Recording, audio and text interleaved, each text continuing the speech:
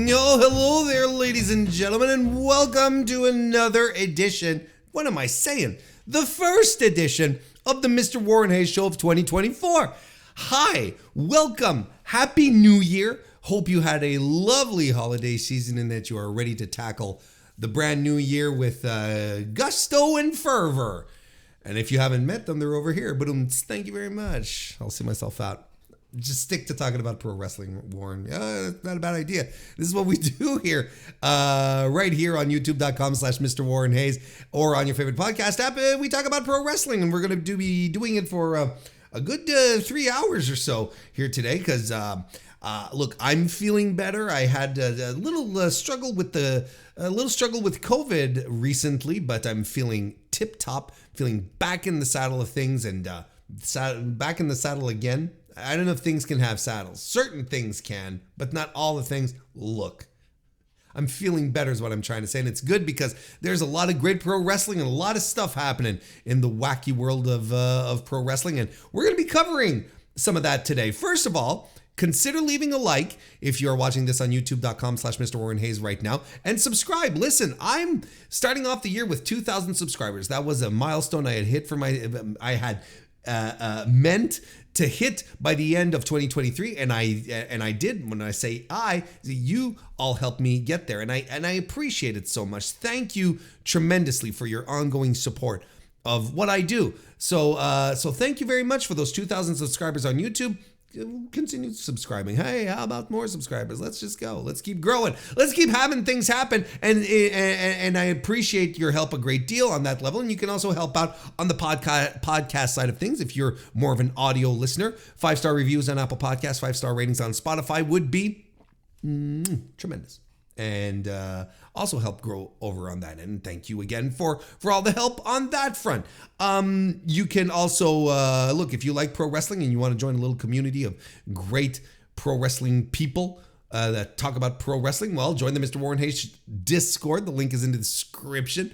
And on top of it all, by hanging around here and subscribing and doing all that, you'll also never miss one of my AEW Dynamite reviews or one of my AEW Collision reviews. It's going to be a very interesting time for AEW moving forward here. So I'm excited to cover that, and you should be excited for me to cover it. No, man, I mean, it's going to be a good time to see how AEW evolves, continues to grow after the success of the Continental Classic, which we're talking about today. Within the confines of the AEW World's End review that we are going to be starting the show off with, actually. We're also going to be previewing New Japan Pro Wrestling's Wrestle Kingdom 18, which is happening this Thursday, January 4th. The yearly tradition continues, so I'm going to be breaking that down as well in a few minutes. And we contracts. It's contract season. There's a lot of fun things happening. A lot of, even on the executive side of things, there's stuff moving and shaking. So a lot of stuff going on, a lot of stuff to talk about. Let's just go right ahead. Thank you very much for being here. Weekly Wrestling Inspection for the new year begins right now.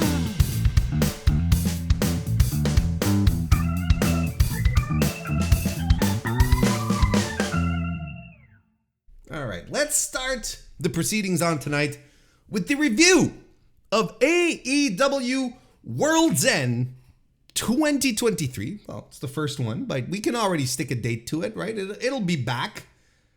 It'll be back. Happened on December 30th, 2023, from the Nassau Veterans Memorial Coliseum in Uniondale, New York. The as far as attendance goes for this, the final numbers for tickets distributed always is 10,093. So I would say a pretty good gate there for our pals at All Elite Wrestling, which I think they have to be happy about. They got to be satisfied because sales for this for a while weren't exactly exceptional. Weren't exactly going their way, but it turns out that people got into the card as we moved along. I have some theories as to what got them excited. The C2 But I mean, this is I would assume that this is what you would expect, that this is what you'd want from a that this is what you'd want from your pay-per-view shows. Now, they were saying that it was a sellout, right? They were saying it was a sellout during the pay-per-view. I mean, it was a sellout for what they had set the arena up for, right? Because it's a 16,000 seat arena. They didn't have 16,000 people set up and sitting there watching the show. But look, I don't want to piss on the parade here. This was a good number. Tony Khan at the post-show presser, said that pay-per-view buys for now were landing around what Full Gear did. So what? It was like 120,000, I believe.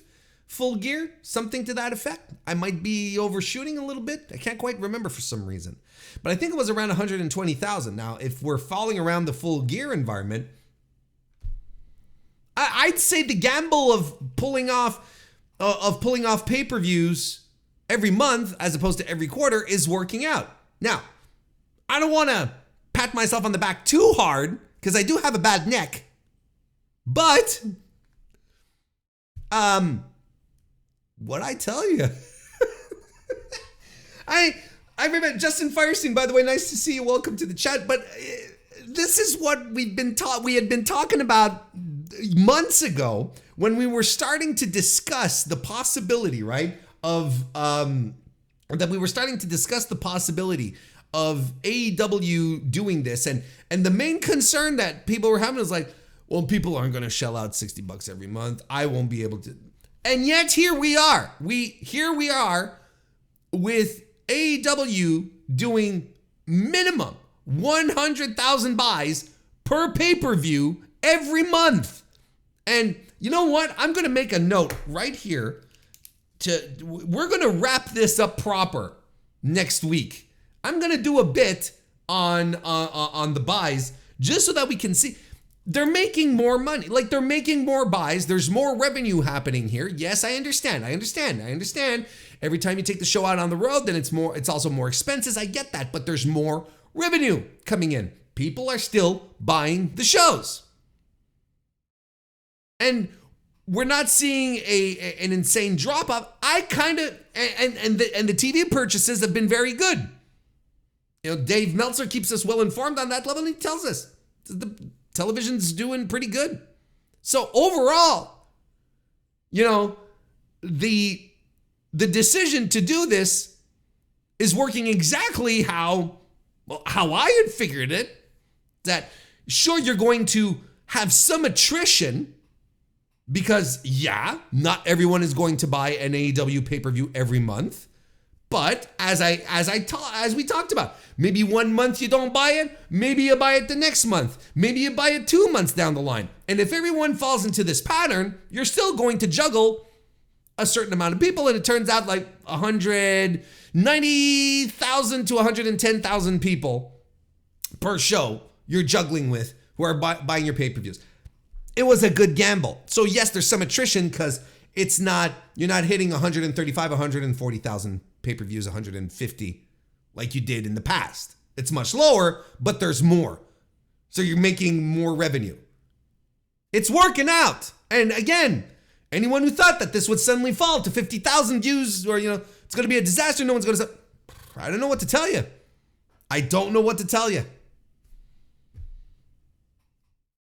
So again, not patting myself on the back too hard, but yeah, next week we're wrapping this bit up in regards to the pay-per-views. We'll have I'll do some research, I'll text some people, I'll get some details, and I'll come back with you next week. And we are going to talk about pay-per-view buys so that we can put this shit to rest. as to whether or not AEW moving to monthly pay-per-views was a good move or not. I'd say it is. There you go. William Davis, nice to see you. member of the Mr. Warren Hayes Show channel on top of that, and welcome. So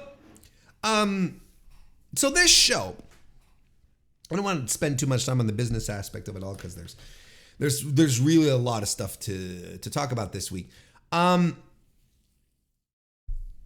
show in and about itself, I have to say, didn't do it for me. I don't think. I think it was saved from being called an outright bad show by the last 3 matches on the show. I think that's fair. Because otherwise, look, for me, it's in my top 3 worst AEW pay-per-views for me. It's alongside All Out 2020 and Double or Nothing 2023.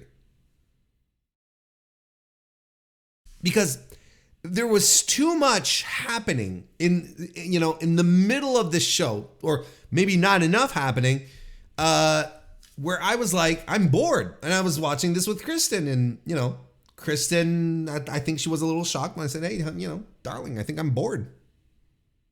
Wow. Watching wrestling, an AEW pay-per-view, you're bored? And I'm like, yeah, I think I'm bored. But thankfully, the tail end of the show, as we say in the chat, saved it from really just being an outright bad show. I mean, if the finale had not delivered like it did, I think it would have sunk I think the show would have just completely sunk. And it's getting plastered a little bit on Cage Match. I think a little unfairly. But, now we're splitting hairs at this point. But let's get into the whole shebang here. And we'll break things down. And as we go along with this review, just so everyone knows, right? We are going to, when I say we, I mean me. I am going to be breaking. There's outside news to the pay-per-view that's happening in AEW, and I'll take we'll be doing a few topics as we go along as well. So it's a review plus with news items as well. King of the North, thank you very much. Happy New Year to you, using your 27-month membership message. Thank you, man. I appreciate it, and Happy New Year to you too, Evan. Let's start with we're gonna go over the pre-show very, very quickly. Okay, I thought the pre-show was extremely underwhelming. Extremely underwhelming. Willow Nightingale defeated Chris Statlander. This was the best women's match of the night, and I thought the match fell apart. I was like, this is unfortunate. This is kind of too bad. Because I thought they were, they were settling into something very good, and then all of a sudden it just started falling apart towards the end, and I don't know what to tell you. I've got, I'm trying to find my notes here. There we go. Yeah, the finish was very wonky. Not just kind of wonky, it was very wonky. Willow trying to do a doctor bomb, I guess, a girl with the power bomb, and she lifted up Statlander and she almost fucking dropped her on her head, and then they tried it a couple of times, and they did it. They did it. It didn't look good. They did the cover, and they called it. No, I'm gonna kick out. Let's do this again. And then they did the finish proper. I don't know. Look, everyone has an off night. Okay, everyone has an off night. These are two of the strongest people on the roster. But this is a bit of a rough one. It was a bit of a rough one, but Willow is better than this. Statlander is better than this. Like I said, sometimes you just have an off night. And from what I understand, the atmosphere backstage was a little weird. So, a lot of things, you can lose your mental focus or whatnot. I'm not trying to make excuses. All I'm saying is that, look, there were nonetheless circumstances here. Then we had the 20-man battle royal. As you know, I don't rate battle. Wait. First of all, I gave Statlander and Willow 2.5. It's really a shame. Like the finish really took me out of it. 2.75. Excuse me. The finish really took me out of it. Yeah. So I don't rate battle royals, and I thought this one was kind of pedestrian. And I don't know. I've got nothing. It's a battle royal. The smaller guys, they pile chairs and tables on top of Lance Archer and Kill Switch, because they're the giants, the big guys, and they want to make sure that the big guys don't screw up their chances. The little smaller guys. So they stay under the tables until later in the match when they pop up. But then look, it doesn't. Kill Switch wins. I am excited to watch a battle royal that doesn't end with people on the apron, with the two last people on the apron. I'm excited for that. Looking forward to whenever that happens. It'd be a nice change of pace. I don't know. But what is important here, because we're going to talk about this later, is that Kill Switch received a contract, a right to challenge anytime, anywhere contract for the TNT Championship. This would, of course, come into play a little later on. And then the FTW rules match for the FTW title. Hook successfully retained his championship against Wheeler Yuta. So, look, this was a very basic plunder match, and I wasn't into this, and it reminded me a lot of what I see in WWE when they do baby's first hardcore matches, and I got nothing. Again, look, it was awkward. It was awkward, and I'll tell you why it was awkward, because the whole thing started off with an awkward promo by Wheeler Yuta. Poor Wheeler, coming out here to get the hometown heat. Your hockey team sucks. This town sucks. And he's doing it in the most awkward fashion. And then the horn, which is apparently, well, I mean, they explained it, right? It's the Islanders' horn when they would, I don't know, I wasn't really listening, when they were shooting goals. What is it you do in hockey when you score points? Is that what they do? And clearly no one in the arena knew either, because it got no reaction. I was like, what the fuck is this? I thought that it sounded like a train. So I'm like, hang on. So is this... So in my brain, I'm like, okay, so is Hook going to come in on a train? Can he take the train to Nassau? Because, Hook has this urban vibe about him, with the vignettes that they do with him. He's always, he's in New York. He's on the steps. He's in, I don't know what was going on. I was like, what is this? So everything about this match was awkward, just completely and totally awkward. 2 3/4 stars for this from your boy Warren Hayes. I don't know. I don't know what to tell you. A very underwhelming pre-show. How about that? That's what I'm going to tell you. Hey, is that Justin from Get Yo Podcast? How you doing, man? Happy New Year to you too. It's good to see. It's been a while. Nice to see you. Pardon me. Very professional, great audio, Warren. We also had on the pre-show just before we move on, we had a vignette of Serena Deeb making her comeback.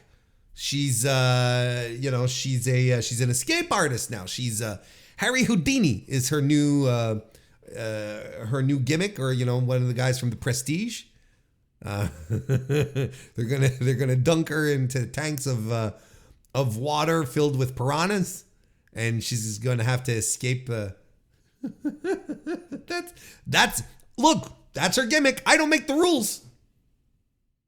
No, that's not it, Warren. That's not Warren. She was not trying to tell us that she can escape any hold because she is professor of professional wrestling. Hey, for once, made up wrestling contrarian, you make a very good point. Happy New Year, Warren. Yeah, you too.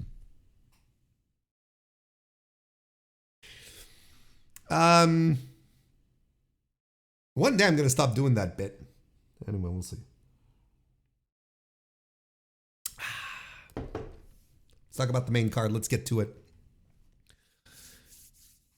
We had the remnants of the Continental Classic here.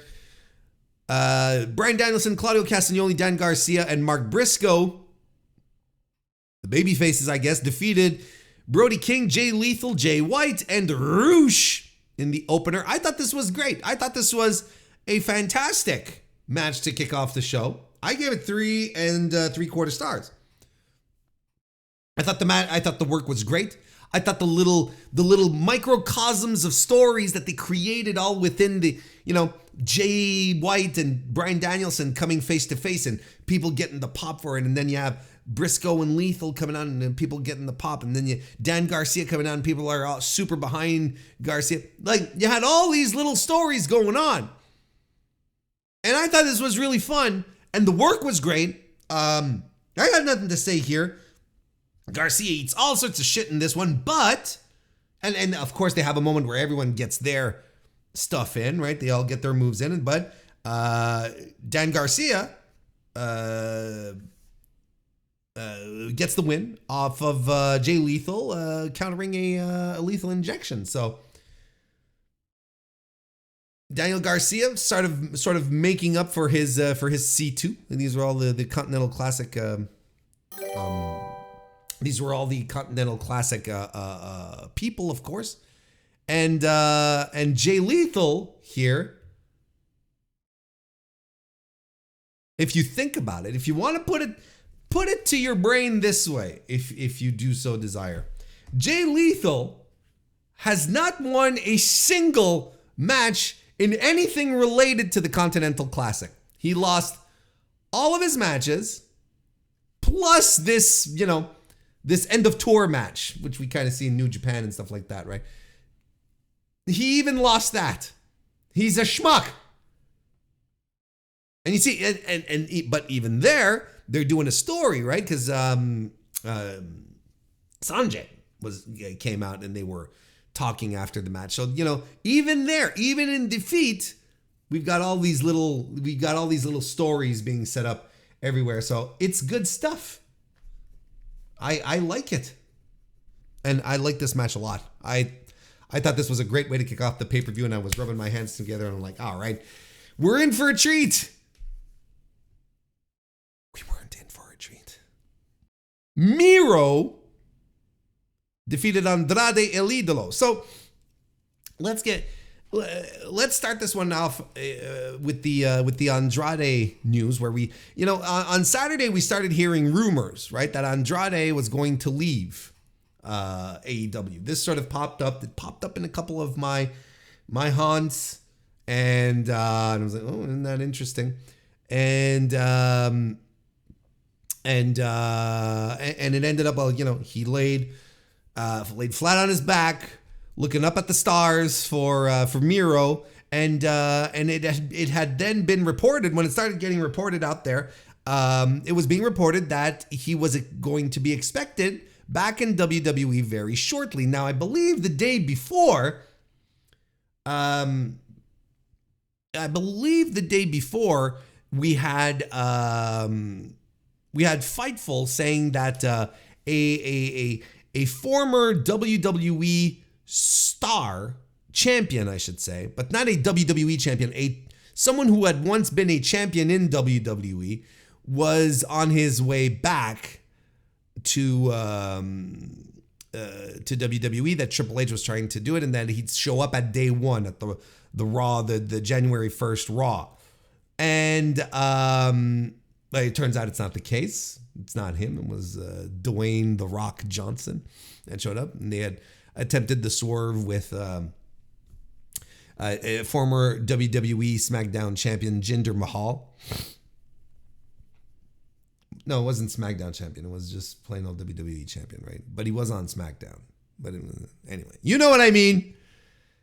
But so it wasn't the case. It wasn't Andrade. I mean, good for him. If he goes back, good for him. He speed ran his indie run. He worked GCW, and then he speed ran his CMLL tour. Went over there for a couple of weeks, and this just Friday put over Volador Jr. and then hit the bricks. And then Tony Khan confirmed at the press conference after World's End that he was indeed gone. And today Andrade did a nice little notepad, goodbye, thank you, I love you all, mentioning a bunch of people by name specifically, and I would have liked to fight you guys and whatever. So look, his time in AEW is done. What do you want from me? What? I'm not going to sit here and say, I can't sit here is what I should say, and tell you how great of a run he had in AEW. He didn't. He did, thank Hook. He didn't have a great run in AEW. He was injured for a substantial amount of time. He did have a couple of issues at the same time, right? Bit of a malcontent,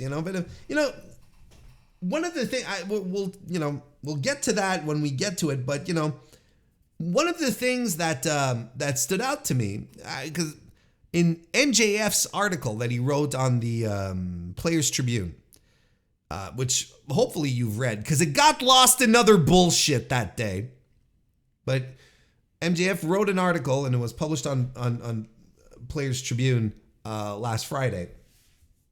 And one of the things, and I'm paraphrasing here, but in all the things that MJF was talking about in regards to AEW, one of the things was, these people coming in from the other promotion and, being lazy or whatnot, or thinking that they'd have things handed to them. This is something that I had heard. I'm glad he said that part out loud, because it's something that I had heard, that a lot of, maybe not a lot, but a few of the WWE guys who came in to AEW sort of expected the red carpet treatment. Sort of I was at the other place, and I'm coming to your new little upstart. You should treat me like a superstar, right? And Andrade always gave me that vibe. And I think I'm not far off in thinking that he was one of these wrestlers who never really thought that he was being used properly. Not a lot of wrestlers do think they're used properly. There's probably only 3 guys on earth who think they're being used properly. One of them is Roman Reigns. And then again, maybe they're all. The point being is that wrestlers, basically what I'm trying to say here is that wrestlers aren't often happy with their pushes regardless. But I think Andrade does see himself as a tippy top guy. A true to form tippy top guy. You put him in an environment like Arena Mexico for the CMLL shows, and I don't know if you had a chance to scope those out, but Arena Mexico this past Friday was completely sold out. Like the entire arena, it was packed to the rafters. And he comes across as a superstar in that environment, and you look at that, sure, it doesn't quite translate the same way over in North America. That's just stuff that happens. And you know, he's probably, you know, I would not be surprised if he was one of these malcontents. Well, we kind of assumed that he always was. And he was never shy about tweeting out his, you know, his dissatisfaction. Even just recently was saying like a year with the company and only on 2 pay-per-views or some bullshit like that. You remember that? He tweeted that out not that long ago. So I'm like, okay, all the more power to him if he goes back to Paul Levesque and he joins WWE and he makes a lot of money and he can travel with his wife or whatever the fuck. Good for him, right? I think it became clear I think it became clear that AEW wasn't going to work out. I think he needed that for him to realize that WWE was the spot for him. But I don't think he's going to become a top guy there either. I just think he's going to end up making more money. I think his contract was left out that Tony Khan let his contract run out. It was like, yeah, the juice ain't worth the squeeze here. I don't know how much it was being paid, but whatever it was, it absolutely wasn't worth it. I don't think it was worth it. And he probably asked for a raise, he being Andrade, and of course he should. It's an environment in which you can play sides off of each other. So absolutely, you know, you don't go like Cody Rhodes and re-sign without asking the other side. You squeeze all the juice you can. I'm kidding about Cody, by the way, or am I? But you know, like that's the thing. Is like Andrade. I think Andrade have done more in AEW? Yes. And I can say that with a certain amount of confidence now that the Continental Classic is done. And he had a tremendous run. He really did have a tremendous run. So I'm kind of disappointed. And I was like, where was this Andrade before? And why wasn't he booked more? But at the same time, you have limited time, so on and so forth. I think he sees himself as bigger than he is. And I think a lot of his fans see him as bigger than he is. I think this is a guy whose ceiling, I don't see world title as the ceiling. I don't, he can mix it up with the top guys. You know, he can be up in that upper mid card echelon if you may, but that's it. And maybe he sees himself as more. Maybe he sees himself becoming the head of the table. And it's okay to have ambition, don't get me wrong. But look, good for him. If you know, he's done with AEW. This is all very clear. And if he heads on out to and ends up in WWE, well, you know, good for him. Cheers, pal. But as for the match itself, I thought that this match went way too long. They went 15 minutes here, and I was like, what are we doing? Why is this so long? I felt it was interminable. And this was an issue that I had with a lot of matches on the undercard. I thought they were all very long. Unnecessarily long. Of course, the story was CJ Perry, who was Andrade's manager, sweeping the arms out of her man as he was going for the figure 8. Andrade goes, what the fuck? And that allows Miro to kick him and lock him in the game over and win the match. So Miro gets the win, and because CJ Perry basically betrayed her guy. Now, this was done as if Miro was shocked that CJ helped them. It doesn't seem like they had, you know, come to an agreement beforehand. You know, Miro's body language was like, the fuck happened, you know? And, you know, Perry's like, and, you know, she did all the thing with the finger and whatnot. And look, okay, it's done. And I continue until I am proven wrong. And I hope I'm proven wrong. This is the thing, is that I really hope I'm proven wrong. But Miro is much less interesting with CJ around. Much less interesting. AEW Women's World Title match then followed. Weird placement on the card before the TBS title. Kind of weird. Toni Storm defeated Riho. So, I've talked about this in the past, and this is a good, even in the past couple of months, especially I believe on the Dynamite reviews and the Collision reviews, which you should watch every Thursday and Sunday. By the way, the day after the shows, I do my little reviews, and if you're a member of the Mr. Warren Hayes Show, not a member, just a plain old subscriber, you get all of those, or join me on your favorite podcast application, wherever you get your pods. Your Tide Pods, stop boring. But this is a point that I've relegated before, and I'm going to bring it back here. I can handle a certain amount of nonsense, goofiness, whatever you want to call it, sports entertainment. I can handle a certain degree of all of that in the builds to the matches. My tolerance for it, I feel, is a little higher than many other of my purist contemporaries. There's some people who love it. I don't love it. Depends. I'm very, I flow like this. But, like the MJF stuff, and I kept saying over and over again, there's a certain degree that I can stomach. There's some that when it goes overboard, I just can't. But the most egregious part to me is when the sports entertainment, when the nonsense, when the goofiness interferes with having a good wrestling match, which is the reason why I'm watching in the first place. That's where it starts to become a little more unforgivable for me, and that's where I get a little ticked off and disappointed. And this is where I'm at with Timeless Toni Storm now. Because Toni Storm herself, timeless or whatever the fuck, 80s wild child, remember that? 80s wild child Toni Storm, or whatever incarnation of Toni Storm you want to pull out. Stardom champion Toni Storm, whatever. She is a great wrestler, okay? She's a great pro wrestler.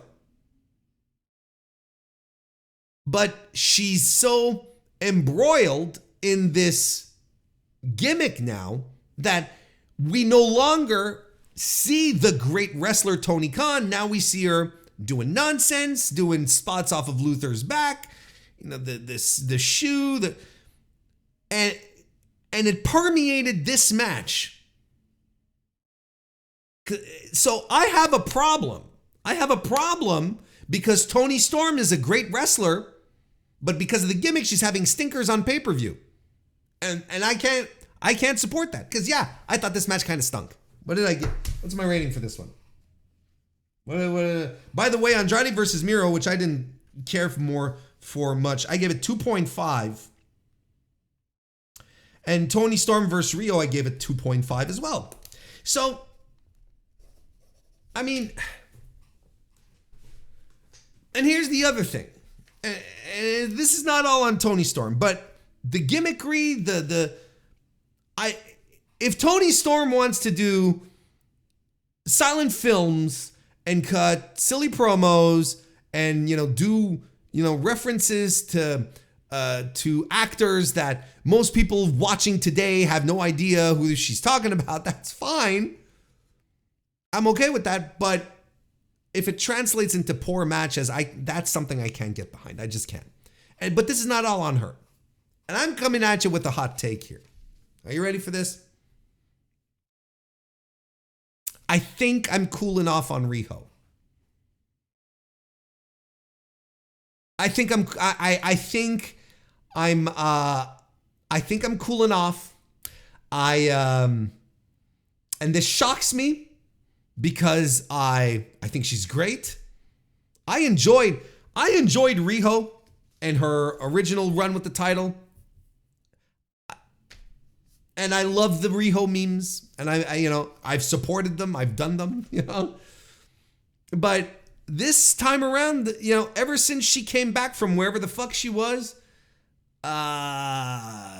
this wasn't great. This really, really wasn't great.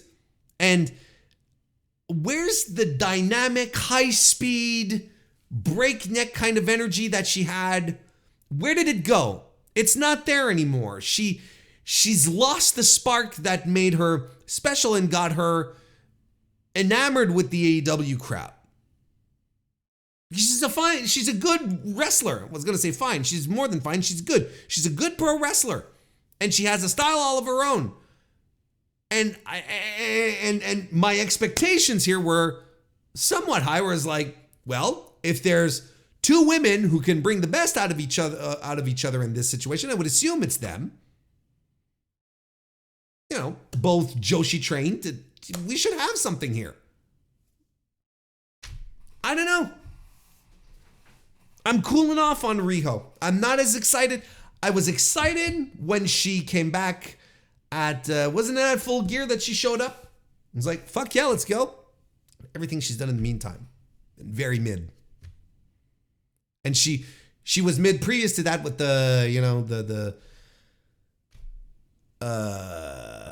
when she did the Outcast bit, all of that. You put it all together and I'm like, I don't understand what's going on. What's happening? So I'm not aboard. I've stepped off at the I've just recently jumped off the Riho train. I got off at the at Disappointment Station. 2.5, I said it right. 2.5 stars for this one. Toni Storm wins with the backbreaker DDT thing that she used to do in NXT UK.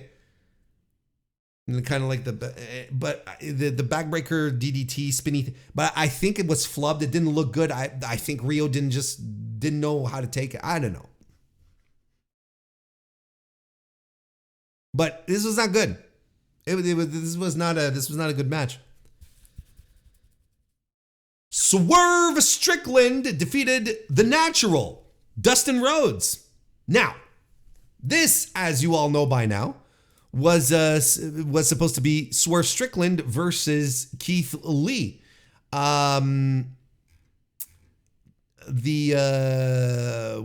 Keith Lee had posted that that he was dealing with an injury. He had posted this on Twitter that he was dealing with an injury, but still wanted to compete at AEW's pay-per-view. He said he'd been dealing with an injury for more than a year and was worse since Arthur Ashe. Lee's been trying to push through this to get his match at Worlds. And this is what he said. He said, "Today, I keep it very real with you guys. I've been working through an injury since Arthur Ashe Stadium 2022. It has been mostly taken care of. Things have been worse since Final Battle." Excuse me, I said since Arthur Ashe, but it was Final Battle when he fought Shane Taylor. "I'm trying to get through today for you guys, but I cannot promise anything." Of course, we don't know what the nature of the injury is itself. But later on in the day after this tweet, AEW Tony Khan actually tweeted out that Keith Lee was not going to be cleared and that Dustin Rhodes was going to replace him, which made sense, in kayfabe. Dustin and Keith were tag team partners for a while, for a smattering, for a minute. So, I guess that made sense here. But yeah, so he was supposed. So listen, I want to tell y'all something. I think we're going to have to come up with, a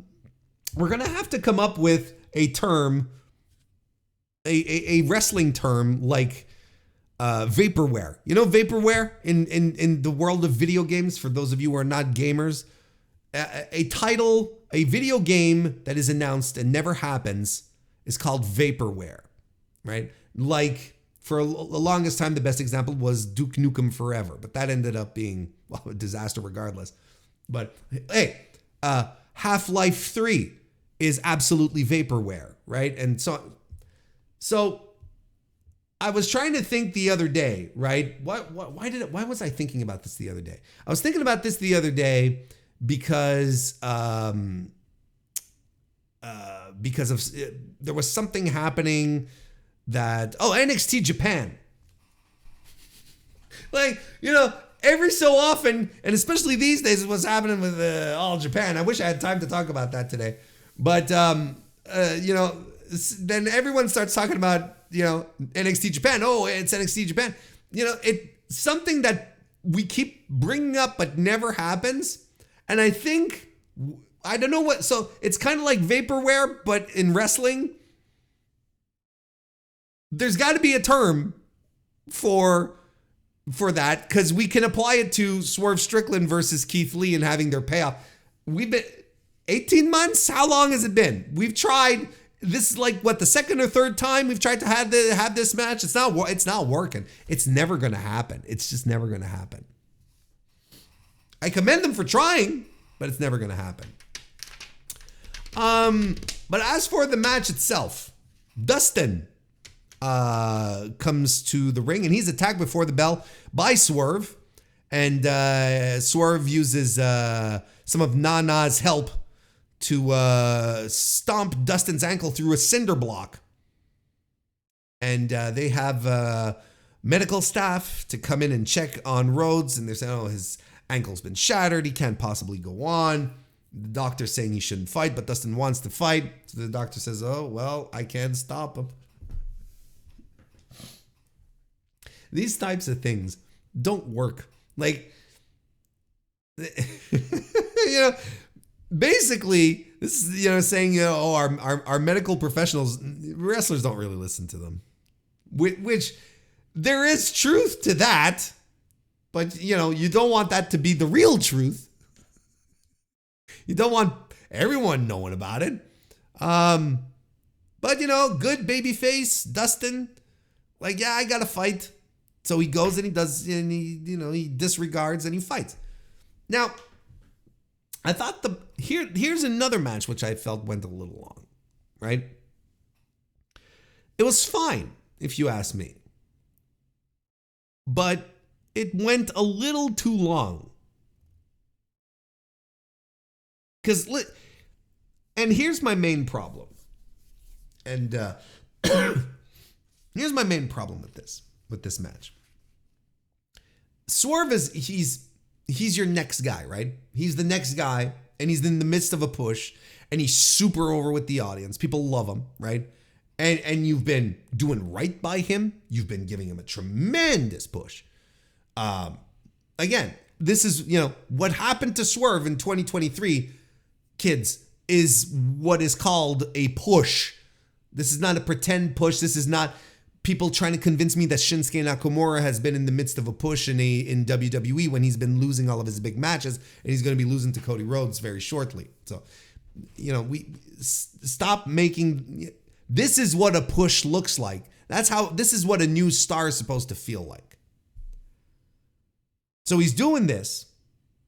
He's in the midst of this situation, came off of a great performance in the Continental Classic, came up this just a wee bit short. We're going to talk about it later. Why would he go 10 minutes with Dustin Rhodes? And I want you to be careful right here. This is not a knock on Dustin Rhodes, but think about how they set this match up.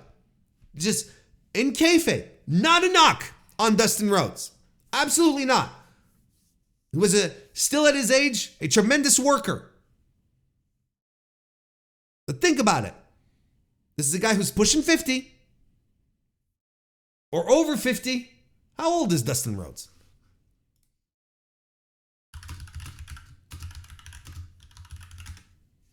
He's 54. What am I doing pushing? Mid-50s. Right? He's in his mid-50s. They set up an angle where his ankle gets shattered. And you're going to tell me that your upcoming top guy is having a competitive match with a guy 20 years older than him and whose ankle has been destroyed. And by the way, Dustin is going around pulling Canadian destroyers, right? Like without any issues. Why didn't Swerve blow through him? Not even blow through him. That's not even right. Play with his food. You know what I mean? Like pick at him.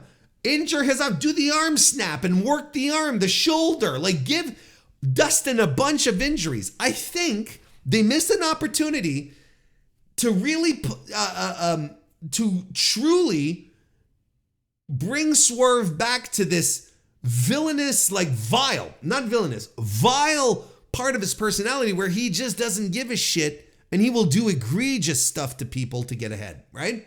That's part of what he does. That's part of his persona. Why didn't they do this?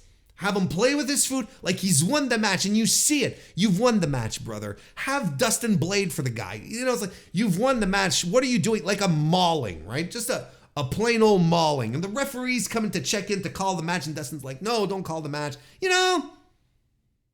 And honestly, that's what I thought they were going to do when they did the angle with the cinder block. I thought this was the plan. They're like, oh, well, they kind of want to cover for Rhodes. They don't want to blow him off like a complete nobody. So they're going to give Dustin an out as to why he had trouble against Swerve or why Swerve really dominated him because they fucked up his ankle.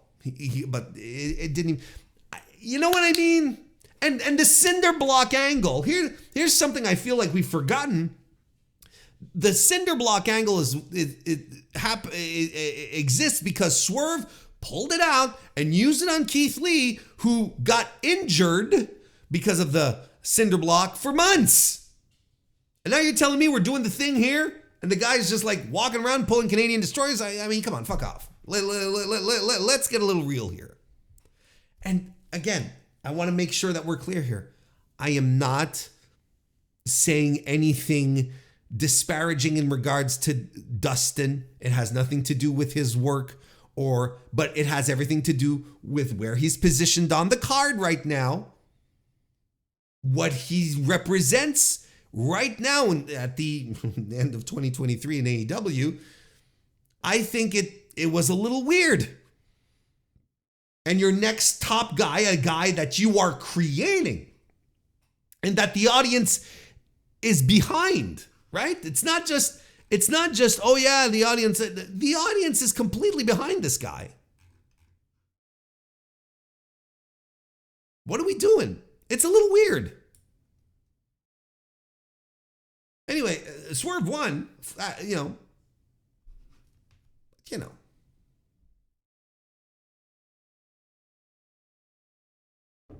Nick Nutter, nice to see you, man. Welcome and Happy New Year. Good to have you. I gave this 3 stars. I thought the gentleman's 3-star flat, because the work was fine. The match was good. It was all right. I was just a little baffled and it was too long.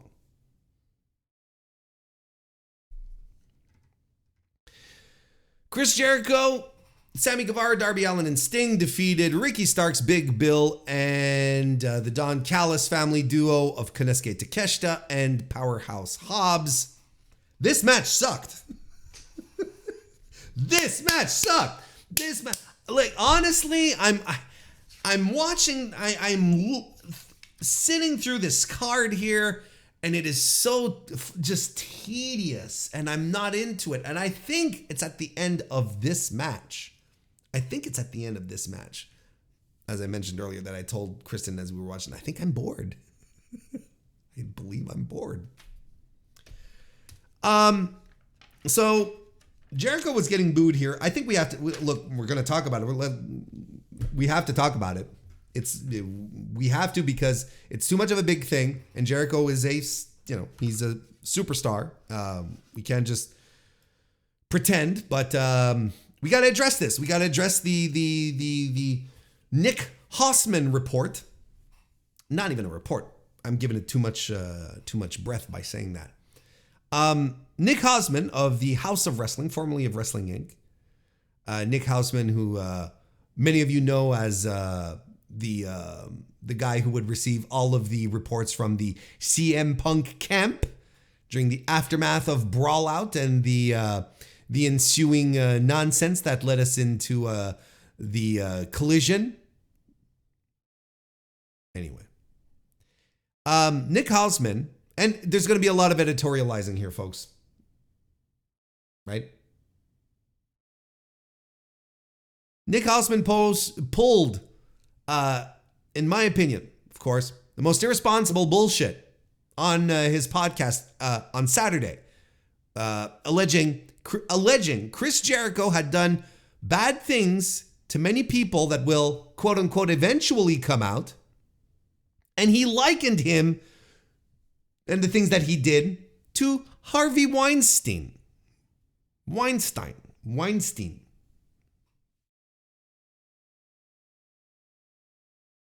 Now, that's a hell of an allegation to pull up, and it's a hell of a comparison to pull up. If you're saying, well, he's done some things, it's kind of like Harvey Weinstein. And you're like, where? Okay. That's a big fucking deal, and that is something that people will take notice of. Now, the problem that he advanced, that he did here, is that he didn't support it. He didn't have a report. He was just dropping things, saying things, because he had got into a tussle on Twitter with him on Christmas Day. I don't know. I don't hang around X, formerly Twitter, period. I don't hang around on it, basically, but also, especially not on Christmas Day. I'm not pulling out the old Twitter machine to go see what's going on. Get into a tussle with Chris Jericho about NDAs. Who gives a fuck? It's all ego bullshit regardless. And then, sort of to win a thing, he wanted to, he wanted to score some internet points. He wanted to do a thing. So he decided to, Chris Jericho, he's done things to a lot of people and it disappoints me. And so, alleging all of these heinous acts on a Harvey Weinstein level, but doesn't corroborate, doesn't support, because he's got nothing. Because he didn't do any reporting. He just dropped some shit. So, and the problem that this did, right? The problem that by doing that and not coming, instead of taking the time and writing up a report, calling some people, getting some comments, getting some statements, maybe anonymous or whatnot, instead of packaging that up into a nice little report and publishing it, he just drops that to win a Twitter beef. And what this ends up creating, folks, this is the problem. This is the thing that irks me the most in this entire situation, is that it creates an incredibly charged environment for potential victims to come forward to, right? If, and this is the operative word, folks, if there are indeed victims, I'm not saying they're not, I'm not saying there are, I'm saying if there are, there's probably a reason why none of these people came forward earlier. There's probably reasons for that. And frankly, now in this supercharged environment that is not safe for anyone at this point, it makes it worse. Because now the masses are frothing at the mouth for this wild speculation. And they've been wildly speculating, like attaching Kylie Ray's departure from AEW to this. Kylie Ray minding her own business, doing her thing, maintaining her sobriety, and all of a sudden she's catching strays because weirdos on the internet are going to weirdo. Why? Because the source of information, the guy who put this out there, just dropped the info and it was like, hey, have fun with it, weirdos. That's what happened. Hausman basically created a volatile environment, not only for Jericho, but for anyone else who would potentially like to come forward. There's nothing good about this. Hausman says that the stories will come out. The stories will eventually come out when the people are ready to tell them. But he put the kibosh on that himself. This is the thing that baffles my mind, is like, recently someone was telling me, Ronan Farrow didn't drop information on Twitter or do eyeball emojis or all this bullshit. Got a report together, a news article together, and published that. Got that published, and Weinstein was dead. You know what I mean? Now he's in jail, is what I should say.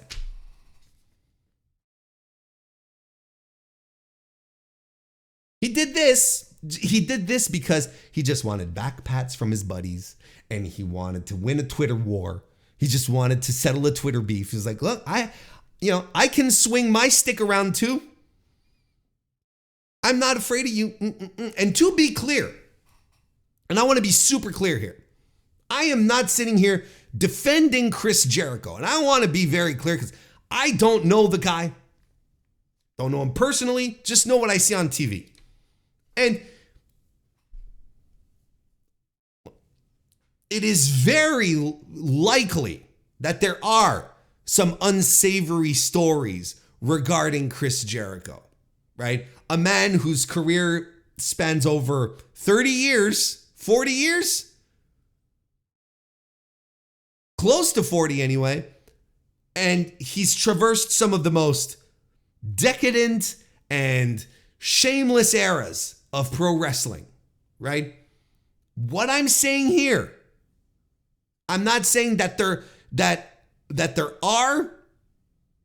is truth to the allegations. I don't know. I have no clue. I'm not saying that there is truth. I'm not even saying that there aren't. What I'm saying is that I wouldn't be surprised if there are. And that's not the point of where we're at right now. The point is that the space right now for any potential victims to come forward safely has shrunk because of Houseman. In reality, for Nick, this was not really a question about helping victims. It was about trashing Chris Jericho online and getting back pats from his pals. That's what he wanted. That's what he got. And think about this, if Chris Jericho hadn't tweeted at all about the NDAs, would Houseman still be sitting on this information? He wouldn't have said a thing, right? Why? Suddenly it comes up because he's in a bit of a scuffle with Chris Jericho, who he doesn't like.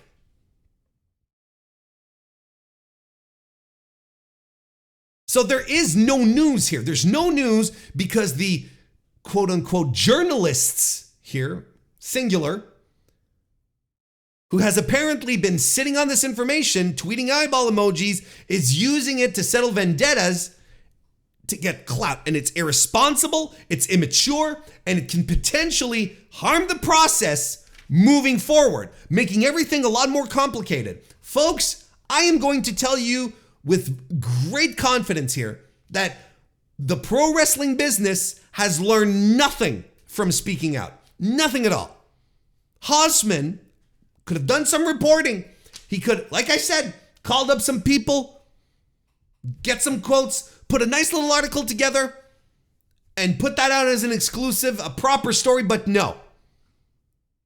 He had to swing it around as a vendetta to win a Twitter beef because of some stupid tweets that happened between him and Chris Jericho and Stephen P. New, Jesus Christ, on Christmas Day.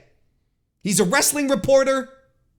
He's not an anonymous account. He needs to be held to a higher standard. And now it's a big fucking mess. It's just a fucking mess that dragged people into this who weren't even involved. That because there was nothing to guide the conversation, because there was no information supplied by Houseman, people started making up their own shit.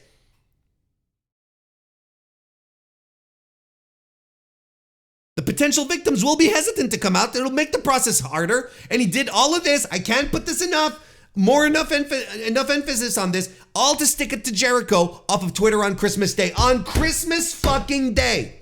Turn off your fucking phones and spend time with your family.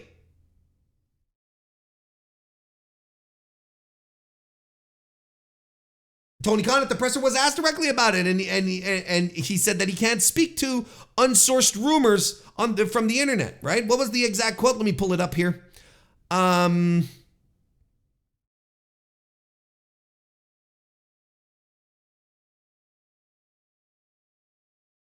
Let me pull up the exact quote. Give me, I apologize. No, that's it. He said that he cannot speak on unsourced internet rumors. And this is when he was asked if Chris Jericho had been under investigation previously. He says he can't speak to that. He didn't deny, didn't confirm. He said, I can't speak to that. And he kept saying that AEW is the safest place in wrestling to work in. We have the best track record in safety. Anytime anyone has had any kind of complaint, this is Tony Khan, any kind of complaint, we have an open door. They can say it to me or anyone in the office, and we would look into it. We've had a policy in place. I think anytime where there's been something like that, we would do everything we can to prevent it. Talks about the disciplinary committee, says that there's a direct line to him as well. The safest place in wrestling. This is rich, though, coming from the guy who in just a couple of months ago was telling us that he feared for his life when one of his contracted employees was anyway. And then today, Hausman went on his podcast, which by the way is called Rumor and Innuendo. What are we even doing here? He goes on his podcast today and he says, oh, we were taken out of context. There you go. We were taken out of context. And because of that, people are saying that he's backtracking. He's backtracking on his comments, but he's not. I don't see it as backtracking. I listened to the thing, and if you ask me, he's doubling down. He's doubling down. He did two things here. This is the two things he wanted to do. Zach, Gibby, nice to see you. Happy New Year too, brother. These are the two things that he did. First and foremost, he starts his segment, the segment where he starts talking about this, talking about quote unquote, the Chris Jericho misconduct allegation story. First of all, what allegations? You just dropped some information. When I heard that, I went into the Discord and I asked the great group of people there, did I miss something? Did someone come out? Did someone say something? Is there an allegation? What is he talking about? The allegations. Story. What story? What am I missing here? The Chris Jericho misconduct allegation story. So he's calling it that, but it is there are no allegations and there is no story, because all he did a couple of days ago, 4 or 5 days ago at this point, is just drivel, just saying things. A gotcha moment in his brain, which absolutely was not. So he's not backtracking. He's saying, oh yeah, he starts his segment saying we need to talk about the Chris Jericho misconduct allegation story. If he had said, we got to talk about what I said about Chris Jericho, then I'd be like, okay. But no, he's giving it a title. He's giving it a brand. To something that doesn't exist, there is no story. All he did say, the only thing that he did here was obliquely refer to Kylie Ray, right? Because even his co-host said, we don't need to mention who everyone knows. If you want to find out, go. The only thing he said is that Kylie Ray wasn't involved. So all he wanted to do here in this circumstance, he's not backtracking. All he wanted to do here was distance himself from the rampaging speculation regarding Kylie Ray so that he doesn't catch any strays on his end, so that people don't say, oh, well, it was Nick Hausman who said that it was Kylie Ray, which he never did to his credit.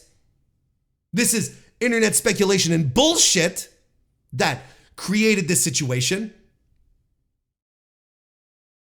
for Kylie Ray. But this is what that segment was for, because he continued, he said, I don't like Chris Jericho.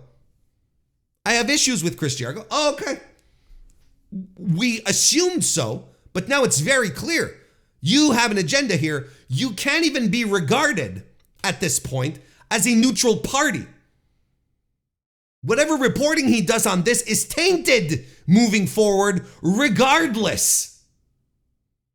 I don't know if you all understand this. I don't know if you're getting this, but there is nothing to this story. There is no story, actually. It's just him dropping something and then people playing connect the dots, just like they were connecting the dots to Brandy Rhodes and Kylie Rae. Remember that? I do. And Kylie Rae went on record. I think it was early 2023 to say, I had to quit wrestling, AEW, and Impact because I was suffering from depression and alcohol abuse, and now I'm trying to sober. I'm working on my sobriety and getting my shit together. She's on record saying that. Now, she could be leaving some things out. We don't know, but the point is that we even have a Kylie Rae statement on record, and everyone seems to forget that. Oh, there's probably something else. There could be. But it's more concrete than whatever Hausman is giving. But all he wanted to do, I can't push this enough, what he did today was distance himself from the rampaging speculation, which is his fault, by the way. Because if he had done some reporting instead of just dropping some wanton innuendo, he would not be here and Kylie Rae would not be catching strays. I'm going to tell you, look, I've been trying to keep this in, but this is too much. Wrestling media is embarrassing. Wrestling media is embarrassing, folks. And it breaks my heart because there are some people out there who do a very good job. And I have friends who work in wrestling media. There's people that I like who work in wrestling media, but it is embarrassing. We have to come to grips. Listen, we have to come to grips with the idea that wrestling media is entertainment reporting. It's Entertainment Tonight. It's Inside Edition. It's E-Talk. It's whatever the fuck. Does Entertainment Tonight still exist, right? That was the kind of shit that existed back in the, but you know what I'm talking about. These types of shows, people who go on red carpets, what are you wearing? All this bullshit that is vapid and useless. We have to come to grips that wrestling media is entertainment reporting.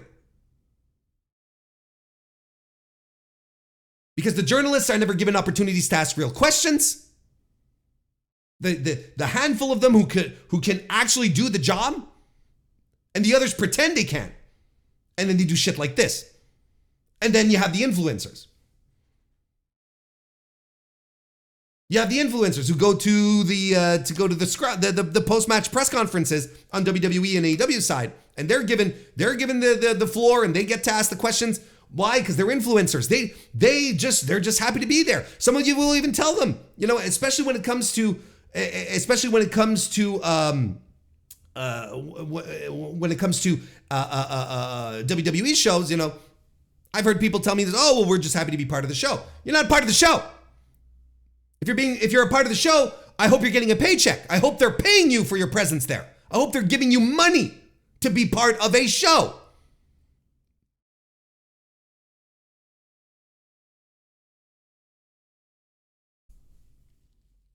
And we have to come to grips with this, because every time we get to these press conferences, and you have no one asking Triple H, a high-ranking executive in the company. No one asks him, so hey, how come you voted against Vince returning and now you're happy Vince is back? No one ever asked that, and they have fucking access to the guy. It's not the right time to ask this because the pay-per-view. When is the right time to ask it then? You see, everyone just wants to play along. They want to be part of the show. They want to be friends with pro wrestlers. They want to scooch up to the superstars. They want to scooch up to Triple H. They want them to be. They just want to be recognized. They want to be. This is not fucking reporting. And the people who like Hausman, then they pretend to be journalists and they do shit like this.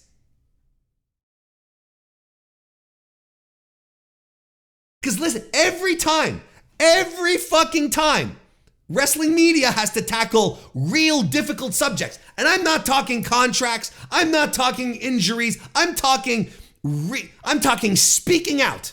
I'm talking the Saudi shows. The sale of WWE, right? And remember, it's being sold to Saudi Arabia, right? And who broke that? Someone in wrestling media. And was that true? No.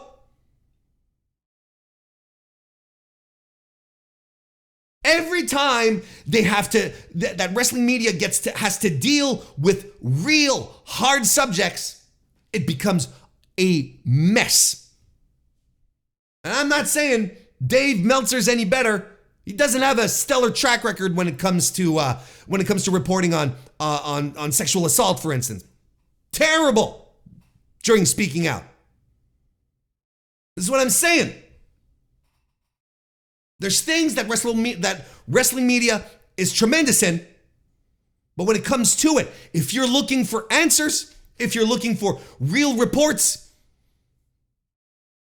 it's not going to happen. Why do you think the TKO, the Endeavor stuff was all leaked to proper channels? The Wall Street Journal got wind of Vince's NDAs. Why wasn't it anyone else? Why wasn't it The Observer, Fightful, The Torch?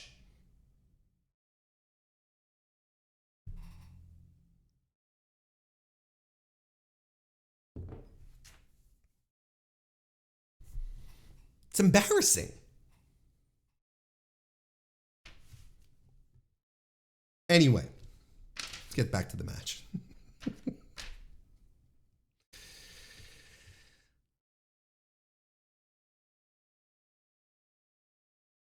You know, like the merger of WWE and TKO, the merger of WWE and UFC into TKO is the biggest wrestling news story of 2023. It's the biggest news story of WWE. Going back to the territory days, is merged up and is now under the ownership of a non-McMahon entity. What are we doing here? What are we doing? But no, we're gonna talk about CM Punk. We're gonna get our news. You know, we're gonna CM Punk. We're gonna, be vague about shit Chris Jericho may or may not have done.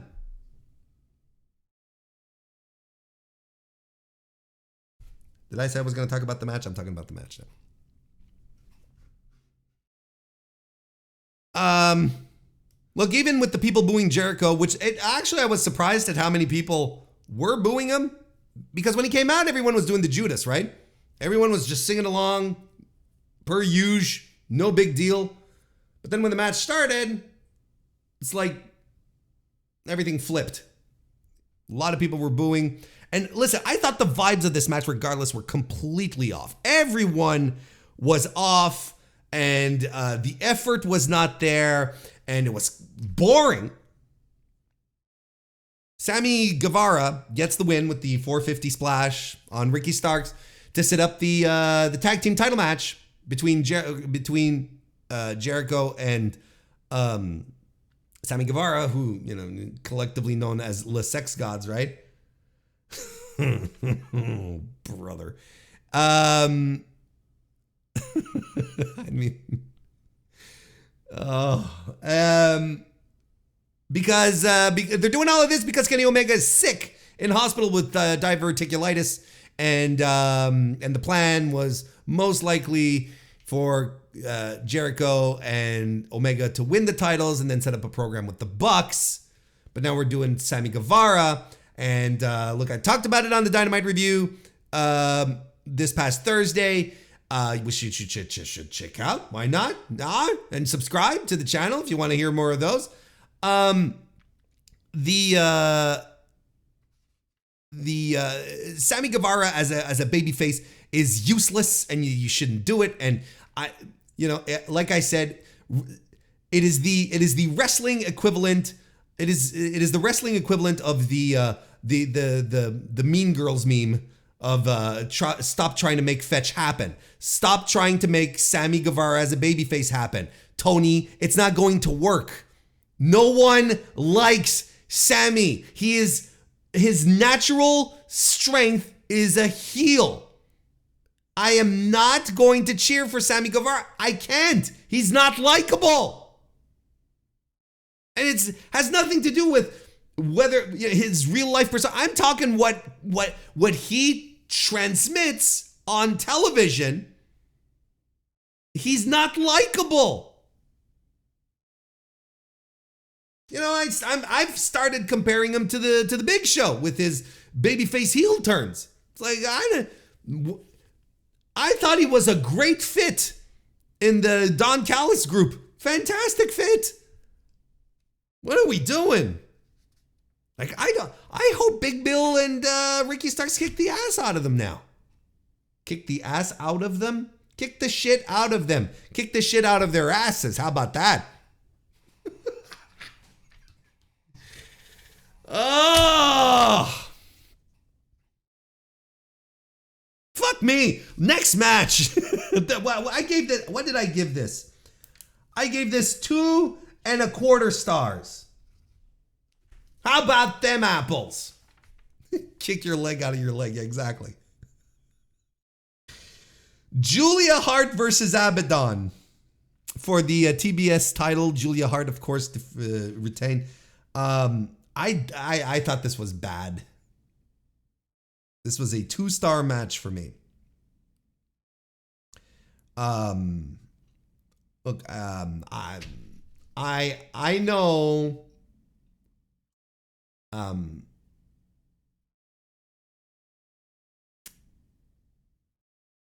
I know that Julia. Hang on, let me say this again. I know. Look, okay. Let me take this from another angle. I know that Abaddon has a lot of. I know Abaddon has a lot of. Has a rather big following online. How about that? He has a pretty big following online, and people really like. I think people like the thought of Abaddon, and she had a spot here, and I think she didn't grab this opportunity, man. And this was bad. This was not good. This was bad. This was not good. And Julia Hart is great. You know, I think she has a lot of upside. Like as we say, I'm trying to say too many things at once. Julia Hart is great. In the concept that she's a prospect, right? And that she will continue to develop because she has tremendous upside. And I've talked about it multiple times. So this is new to no one here. But she's still very young into the business. What, 5 years, 4 years, 4 years, 4 or 5 years in the business at the most. And she has to carry Abaddon, who's never on TV. Yeah, like she was gone for an entire year off of television, and now she comes back, and she's never been a great wrestler. And you know, who carries who here if things go wrong? And things went wrong, and this wasn't a good match. I don't know what to tell you. You know, Julia Hart won with the moonsault, but she flubbed that. 2 stars.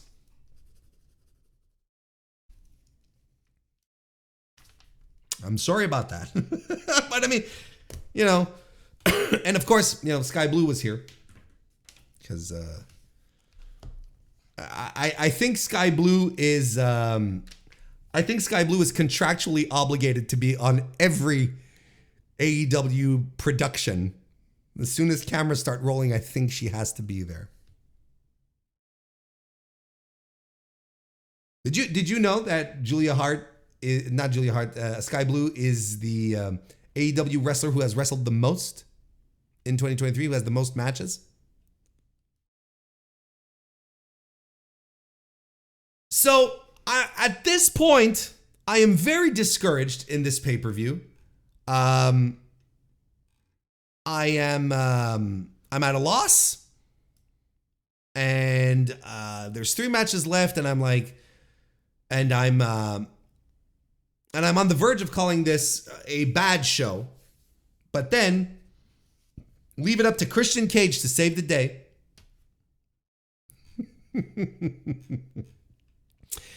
Christian Cage and Adam Copeland fought, of course, for the TNT title in a no disqualification match, and Adam Copeland defeated Christian. This was tremendous. This got the crowd, because listen, I wasn't the only one sitting on his hands. This Nassau crowd was very silent. What does Excalibur say?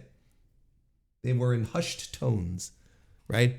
They were in hushed tones throughout the evening. This, though, lit up the crowd. Of course, you got the rated R superstar coming in with his entrance music. What's it called again? The Metalingus, right? And he comes in, and, this wakes up the crowd, and everyone gets into it. Finally, I'm like, okay, finally. Let's hope this maintains. And you know what? The guys worked hard. The guys worked fucking hard in this match. And it started off real fun too. At first, Copeland attacks Christian on the ramp as he's doing his entrance, and they're fighting around the floor for a bit, and they head over to commentary, and you have Nigel, who was wearing an outfit he was wearing an outfit that reminded that he had to wear because I think he had to go sell the evening edition after the show. And he was talking shit about Copeland, right? On commentary, and meanwhile Copeland is there and he's beating up on Christian Cage, and as Nigel is talking shit, Copeland looks at him and says, "Shut up, Nigel." Nigel says, "Yes, sir." And he lifts his hand and he backs his way into the corner of the barricade and says, "Yes, sir." That was tremendous heel commentator work. He did not miss a fraction of a second on that one. Tremendous stuff. So from that point on, Christian Cage tries to flee through the audience. Copeland follows him. Copeland dives off of the balcony up in the audience. And then we get back to the ring and there's this tremendous spot. And nothing physically outstanding, but the visual of it where Cage has Copeland face down on the mat, and he opens up a chair, sets it upright over his neck, and he's standing above, he's posing. It's just a tremendous visual. And we get ladders and tables and chairs. See what they're doing here? Sunset bomb off the ladder by Christian Cage. They're busting ass. And there's blood, and the audience starts chanting for fire. Could they have been more prophetic? That was when I was at We Want, because they were chanting the We Want tables, and they got the tables, and then all that was left, because they got the ladders, the chairs, there's a We Want fire. I was like, come on. And they had the lighter fluid. What I wouldn't have given to be Edge and Christian. See what I did there? In that ring, hearing the audience saying, "We want fire," and they going, "Oh, they have no idea, do they? This is great. This is going to rule. Like, they're going to pop huge for this." And they get the lighter fluid out. They drench it on a table, and Copeland avoids going through it. But in the meantime, the lighter fluid gives out, right? Because it's very because it evaporates really quickly. It burns out in a flash kind of thing.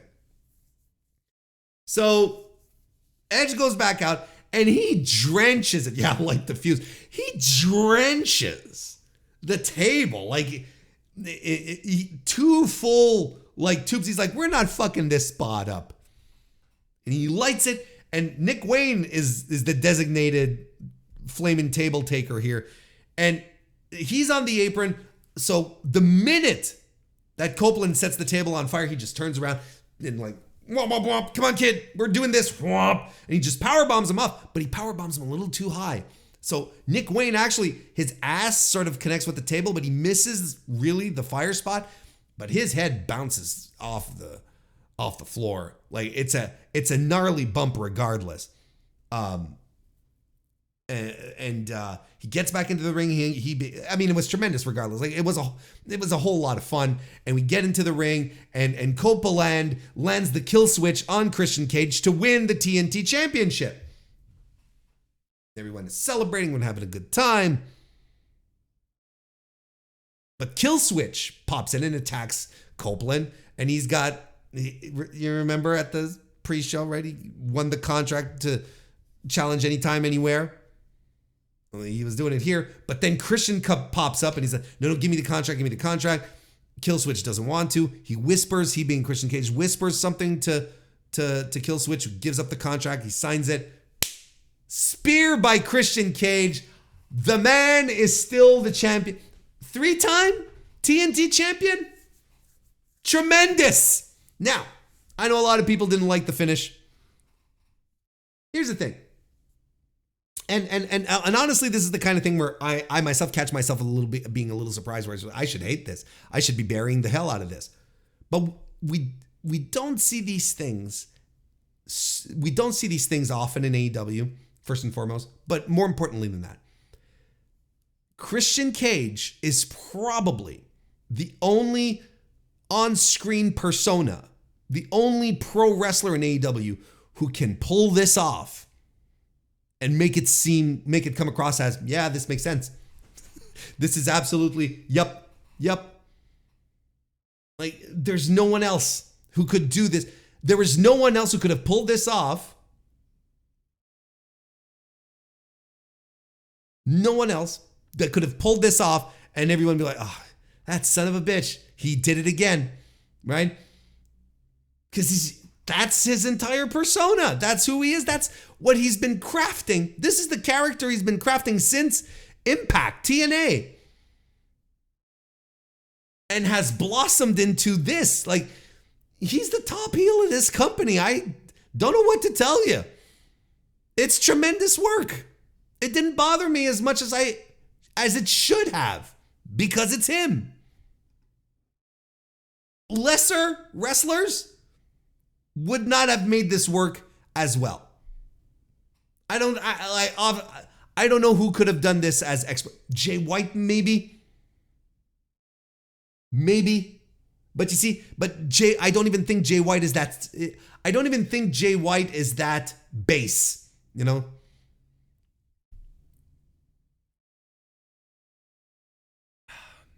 Yes, I know I have a Nia Jax thing. Thank you. It's coming. On my time.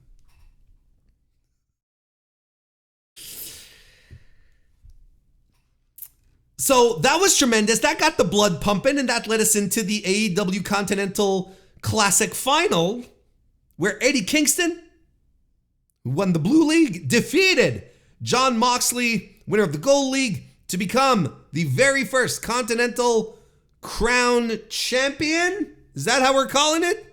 Because it's the Continental Crown, right? Is he a champion? Anyway, the first Triple Crown. And look, this was tremendous. And honestly, listen, this match started, and it didn't, even before the match, if we go back to the Dynamite, right? To the December 27 Dynamite, just last Wednesday. The moment Eddie Kingston defeated Danielson, Moxley was in the ring to dig deep into their long friendship and on-screen rivalry, right? It was in the ring, and Moxley got in there and told him, you know, the path to your victory is going to be arduous, right? And Kingston was there, and he told them, you know, never forget that I allowed you to break in the business. Jesus Christ. And he hoped Mox was going to bring his fighting spirit to the finals so that he could fight the king of the bums. I'm so happy that Eddie made that's his new mantle. Jesus. That's great. What a great promo. I was jacked. These are two men cut from the same cloth, but a stark juxtaposition, right, between the two. One of them is a confident international superstar, unyielding force in the business, right? The other riddled with self-doubt, out there to live his dreams and be the best version of himself. Trying to prove everyone who's ever said that he couldn't do it, tried to prove them wrong and proven himself wrong as well. And all throughout the past year, here's what's great. Moxley and Kingston, they've had interactions, right? They've been trading shots across the bow, sporadic in-ring meetings, but in multi-man matches, right? Like at All In and at Forbidden Door, right? And they hadn't fought each other one-on-one since 2020. The result at World's End, the match that they had, tremendous callback to old 90s All Japan matches, brutal, hard-hitting, sprinkled with a little bit of shoot style in there as well. You know, grit. This is what the match was. It was grit. The finish was as straight up as you could do it in pro wrestling. No near falls, no teases, no kicking out of finishers, just palm strikes and a back fist to Mox's face. Boom. Eddie wins. And Eddie embodies the everyman like a modern day Dusty Rhodes. He was the favorite to win and a crowd pleaser to boot as well, right? Struggle is key to his presentation, but that's what makes Eddie relatable. But sometimes the good guys have to score or win to keep hope alive. Yeah, I was really into, this is the example I always seem to go back to. I was really into The Walking Dead. And I was really into it. But then I reached I'm not, for anyone who's never watched it, I'm not, it's somewhat of a spoiler, but you know the prison? You know that bad thing that happens to Rick in the prison, you know, in that season? That's where I jumped off. I was like, man, I just want these people to get a win. I just want these guys to get a win. That's all. I just want these people to get just something nice to happen so I can latch on to that and continue. Give me some hope, because everything is so dire and desperate and nothing good ever happens. Like at some point you need something to reset the palate and be like, okay, this is good. Well, that's what I needed here. I think we all needed it here. This is good for for Eddie, who was a modern day Dusty Rhodes. Is what I'm trying to say. I think it was good that they paired up with Moxley. They paired him up with Moxley. This was the best possible scenario to guarantee a meaningful outcome, because this is part of Eddie Kingston's banner year, right? Look, he became a champion in Japan, in a Japanese promotion. He had a G1 run. He worked Cork and Hall, and he even got to meet his hero, right? And all that was missing was his big North American moment, which he managed to get, and nonetheless remain in the spirit of his own personal King's Road. He's the first North American Triple Crown winner. And it was tremendous. I gave this match, I gave Christian Cage and Adam Copeland 4, and I gave this 4.5. I love this. I thought I made perfect sense. We're running long on time because I wanted to recap the Continental Classic.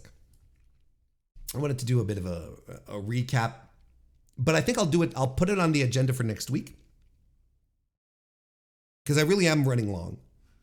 There's more stuff I want to talk about, but we'll put that on the agenda for next week. But on top of that, if you're listening to this on demand, it might already be out. It's not out if you're joining me live on the Tuesday evening, but if you're listening to this on demand on Wednesday, January 3rd, I have a full recap, a revisiting of the Continental Classic of the very first edition, available over on voicesofwrestling.com. I wrote nearly 4,000 words about it. It's pretty exhaustive and extensive, and there's a lot of details in there. There's stats that some of them were even provided to me by my darling Kristen Ashley as well, which you should follow on Twitter at Kristen Ashley, if you're on Twitter, of course.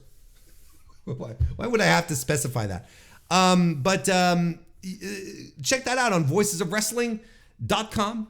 And tomorrow, and then tomorrow we'll get to the, and then next week I'll do the recap of the C2, if you're all okay with that. I had it planned. It's right here, but we'll do it next week. And then the main event happened. The AEW World Title. Samoa Joe defeated MJF to become the new AEW World Champion. I have no issues with this whatsoever. No quibbles, nothing. This is a good choice. Samoa Joe. You know, someone, I think it was Tiger Style Pro, that made a little video montage of Samoa Joe over the years, you know, and his championships, and over Mama Said Knock You Out. And it's a tremendous little montage that he did. And it's crazy how Samoa Joe has just become more sinister with age. He's just become more dangerous looking, more menacing as he got older. It's outstanding. Anyway, now there's a lot here. First of all, I want to redirect just a quick word here. Max's art. I mentioned it earlier, but I want to make sure that well, I mean, this is the right time to talk about it. But Max's article that he published on Friday, wasn't it on Friday? Friday or Saturday? Look, the Players Tribune article, where he talks about everything that he loves about AEW and goes out thanking people and how things work and so on, is tremendous. And I'll tell you why it's tremendous. Because not a lot of wrestlers want to do this kind of thing.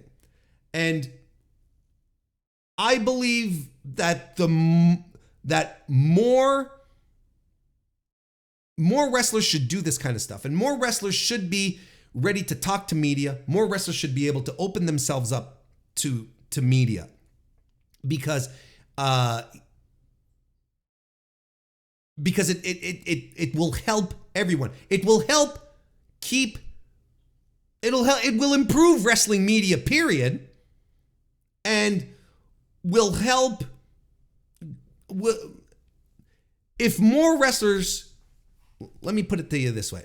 If more wrestlers went on record with all sorts of affairs within wrestling, we would have such a better view and a better understanding of how things happen and how the media can contribute to this, instead of always being in this position where there's a lot of cloak and dagger, and I can't talk about this, I know things, but I can't talk about it. All this bullshit would just taper away. If more wrestlers did stuff like Max did, it would be tremendous. I think they really should. Because there's a lot of valuable insights into how things work in AEW, how Max's brain works as well. It's a great article, and I for one, applaud him doing it. Between you and me, he could have used a copy editor, but I'm available, Max. That notwithstanding, it was great. And it was one of the more enjoyable reads I've had over the past few weeks. But in regards to the match, look, you all know I'm not a fan of the brochacho stuff. And I was really excited for all of this to end. The devil, the brochacho. I was really, really excited for all of this to come to a conclusion. Tony Khan said that this was going to be wrapped up, and he delivered. Good job, Tone. But let's talk about the match first. I really liked it. I really did. 4 flat is what I gave this match. I thought this was very good. Adam Cole came out, a bit of a surprise. You saw that and you were like, there we go. There we go. Here he is. There it is. And the story of this match here was Samoa Joe just dismantling MJF, right? And MJF's trickery and his shtick, it just wasn't connecting, right? And listen, he tried his kangaroo kicks, tried it twice. Both times they were wiped out. I don't know if there's symbolism that we need to be looking into here. I don't know if this is, I don't know if this is part of this idea that Tony Khan has been saying that, he wants to go back now to more sports-based presentation because he has data to show him that it works, right? That this is how that the audience responds more positively to this stuff when this happens. So he has the data to pump it out. So, all right. So is this a signal? Is this a signal that whatever nonsense we were doing here, that's not going to work anymore? The silly kangaroo kicks, the silliness, the nuttiness, it's not going to work anymore. Max even tried to choke out Joe with the tape like he did at Arthur Ashe. That didn't work either. And Joe here is tremendous. He just looked tremendous, hitting dragon suplexes and straightjacket Germans. And props to Max for taking all of this shit. His shoulder is legitimately busted up. And he's taking these like a pro. And Joe lands a muscle buster on the apron. And I will tell you, the match should have ended there. The muscle buster is already a savage move. On the apron, no, this shit is done. This shit is done. Let's finish it. But we continued. That's fine. I was a little worried there. I was a little worried that MJF was maybe going a little too Hulk Hogan on me, kicking out of an apron muscle buster. But we get the ref bump. And when the ref bump, I audibly groaned. When the ref bump happened, I was like, all right, here we go. You know, kind of like Roman in his matches. There's a ref bump. You're like, all right, here we go. And he goes to Adam Cole and they do the fumbling for the diamond ring and whatnot. And he finally gets it, but it has no incidents in the match. The match ends with Samoa Joe locking MJF up into the Coquina Clutch or the rear naked choke, whatever the fuck you want to call it. And Remsburg lifts the arm and does one, the gimmick, and does two, and then picks him up for the third. And we're all sitting there going, oh, Max is going to, he's going to wiggle his arm. He's going to fist. His hand is going to ball up into a fist and he's going to start shaking to get the audience. But no, his arm drops. I'm like, what? And Remsburg sells it. He goes, all right then, ding, ding, ding. The match is over. And the audience is stunned. I'm stunned for about 5 seconds. And I'm like, I fucking love this. I love this. If anything, I think this is the sign. This is the symbol that AEW, whatever it had turned into over the course of the spring right up to now, or at least right up until the Continental Classic, is ready to move on from the nonsense. Because we got a wrestling move ending a match in using a trope that never ends a match. The three. When is the last time the referee checking the arm 3 times worked for a wrestler? When's the last time you saw a match end like that? I don't know. I don't remember. I have no recollection at all.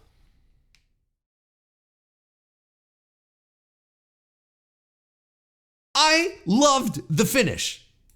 And I think this is a finish that was there by design. Out with whatever was happening and into this. More realism, more sports-based. We got Eddie Kingston backfisting John Moxley out of nowhere for a win. We get this with the fucking trope thing. I'm feeling good about this, folks. I'm not gonna lie. I'm trying to temper my enthusiasm, but I'm feeling good about this. And the nonsense that had been plaguing MJF's matches at Wembley, The Jay White match. It was not there. We stuck to our basics. We did a wrestling match and it worked. And like I said with Toni Storm, I can mostly endure goofy builds if the matches turn up. This turned up. I thought this was great. This is a 4-star match for me. And it's subverted because it's on top of it all, not just because of that, but it subverted my expectations that I had in regards to this MJF match. I don't ask for much. Now, we got the devil reveal. Adam Cole turned out to be the devil all along. And his putties were Roderick Strong, The Kingdom, and Wardlow. I mean, it's a good group. Did you see the picture of all of them? Like, Adam Cole sitting down and all of them around him. Did you see the picture? It's a good group. It's a good group. Adam Cole, Roderick Strong, Mike Bennett, Matt Taven, Wardlow. It's a good group. I can buy into this group. Is it a good reveal? I don't know. No, I don't care. I don't care. I was uninterested when it came to the whodunit. Didn't give a shit. I knew it was going to be something that would ultimately disappoint. They went with the most logical, obvious choices, which is fine.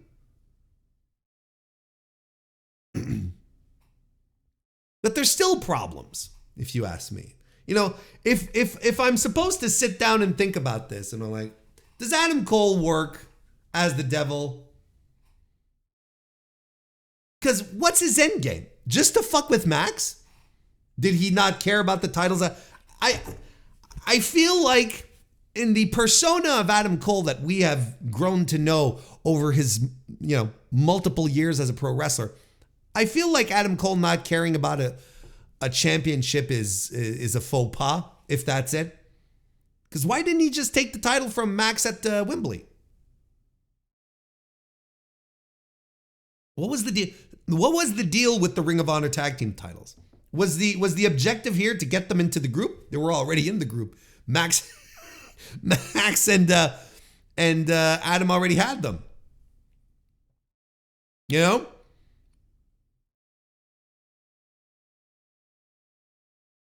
Why did we see the vignettes at Roderick Strong's house if they were already all in cahoots?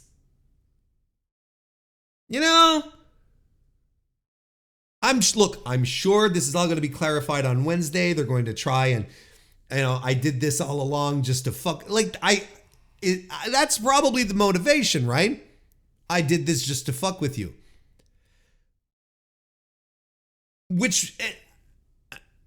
And again, look, I'm just happy this devil whodunit bullshit is over between you and me. So whatever excuses they want to come up with is fine. But if the excuse Adam Cole comes up with is, I just wanted to fuck with you, bro. I just wanted to break you down. Then I'm like, why the fuck was the title involved? Who cares? Then it makes it even more egregious that the world title was involved in all this nonsense if the title was never the center of the thing. Why was Adam Cole doing this if it wasn't for the world title? So the important thing right now is that the devil stuff is over, right? I'm just happy it's done. And, TK saying at the post-pay-per-view press conference that he was going to move forward in a more sports-based direction. So I really feel like this match was the kickoff point. And don't get me wrong, I don't think he's going to stop doing sports entertainment stuff, but I don't think it's going to be as prevalent. And he's not going to, suddenly do away with Toni Storm or whatever else is happening on the mid card. But I think, if he does stick with that, I'm much more optimistic for the future, right? Now, Max's shoulder is apparently really, really, really bad. And he's questioning whether or not he's going to do surgery or therapy. And And now AEW has removed him from the roster. He's gone from the website. Max removed mentions of AEW from his ex formerly Twitter account. You know, because now we're right. The war, the bidding war of 2024. We're allegedly in it. He's probably going to take some time off TV to heal. And I think we're going to play into the bidding war. Now, I good on them for, taking him off the roster and all of that. But are we really going to pretend that Max hasn't already re-signed with AEW? Is that what we're going to do? I hope we don't. I hope we don't continue to pretend with this, because you would not do, as an owner of a wrestling promotion, you wouldn't do what you just did over the past few months with one of your top stars if you knew that he was hitting the eject button on January 1st, or if you hadn't set him in. You would not had set up this entire program, this entire angle, and create this group with a bunch of other guys, only to have them leave and then have these guys, standing there holding their dicks in their hands and go, like, okay, well, we don't know what to do anymore with these guys. Like, do you know what I mean? They've pursued this idea that MJF is gone on January 1st and whatnot, and I think it's fine, and I think it's okay to work, but we have to sit back and be objective, look at what happened, and be like, there's no way this didn't happen without Max having already signed pen to paper. Absolutely not. Otherwise, the other scenario, which is very implausible, but the other scenario is that, MJF is leaving, and if he does, that is booking malpractice. It's not even malpractice at this point. Tony Khan, it would have been, if Tony Khan gave MJF all of the creative freedom that he got and strapped the title on him for the longest reign in the company's history, right up until this point, only to have MJF leave and go to WWE, for instance, it's not only booking malpractice. Tony Khan needs to hand back all of his Observer Awards for Booker of the Year. That's just egregiously stupid and bad. And I don't think that's possible. But it's pro wrestling. I always reserve the right to be fucking surprised at anything that happens in pro wrestling, right? Anyway, Max will be back in a couple of months. I was even saying, hey, he might show up on Thursday, to say, you know what, I was on my way out the door, but Adam Cole, you motherfucker, well, he won't say that, but Adam Cole, you son of a bitch, you betrayed me, and I'm going to make your life miserable. I'm signing with AEW, and I'm staying here for another 3 years or whatever, and then the crowd erupts, everyone goes nuts, and we can, if he doesn't do it this Wednesday and does take some time off, he'll do it when he comes back. And he'll be like, I decided to stay with AEW because I'm going to make your life live in hell, kind of thing. Right? Makes a lot of sense. I think that's what's going to happen. Listen, that was World's End. It was an okay show that was saved by the last three matches on this show. Tremendous stuff, those last three, but the rest of the card, just you can absolutely forget about it. It is one of the worst. AEW. It is one of the worst AEW pay-per-views that they've done. But it still managed to be good because of the last three matches. Whereas, NXT Deadl 1 is just a bad show top to bottom. We're going to zoom through. We're going to get to Wrestle Kingdom 18 preview in just a few minutes. We're going to zoom through some contracts, some comings, and some goings happening in the world of professional wrestling. Contract season is always very, very, very, very exciting. And there's a lot of this happening around the world of wrestling. We already talked a little earlier about Andrade El Idolo and his contract situation. Shawn Spears, just a couple of days ago, in fact, I believe yesterday on January 1st, announced that he was no longer with AEW. He put out a tweet saying the following: "What a wonderful time it has been. Thank you, AEW, for allowing me to be there from the ground level. It's been a fantastic 5 years of growth and personal development. This is a personal choice and one that is best for me and my family at this time. Thank you all, staff, most importantly, to all the incredible fans, to the incredible fans of all professional wrestling. I love you guys. I really do." Yeah. I mean, good for him. Again, another guy who Tony Khan clearly let his contract run out. Didn't feel the need to re-sign him, and it's okay. I think it's fine. And for the role that he fulfills on a card, I am not worried about any spot that Shawn Spears is going to fall into. I think he's going to do fine. He's going to find himself a nice little area in which to continue his wrestling career. Not everyone can be superstars, and I think Shawn has come to that conclusion, and I think he's going to be okay. And apparently, he's a super nice guy and very well liked by everyone else, so he's going to be fine. Can't say I'm going to miss him. I wasn't missing him. It's all right, is what I'm trying to say. Then we had the news that also Katsuyori Shibata. See, I haven't done this in a couple of weeks, so there's stuff I'm catching up on too. Katsuyori Shibata announced last Saturday, right, December 23rd, that he was signed to AEW, and he wrote the following statement. "Dear Tony Khan," he says in his letter, "today I have signed the contract with AEW under a permission from New Japan Pro Wrestling. In the past year, I worked for AEW Ring of Honor, and I learned how wonderful the AEW is. This is the best environment where wrestlers can focus only on fighting in the ring, and the love for professional wrestling is overflowing from Tony and all the people who work for him.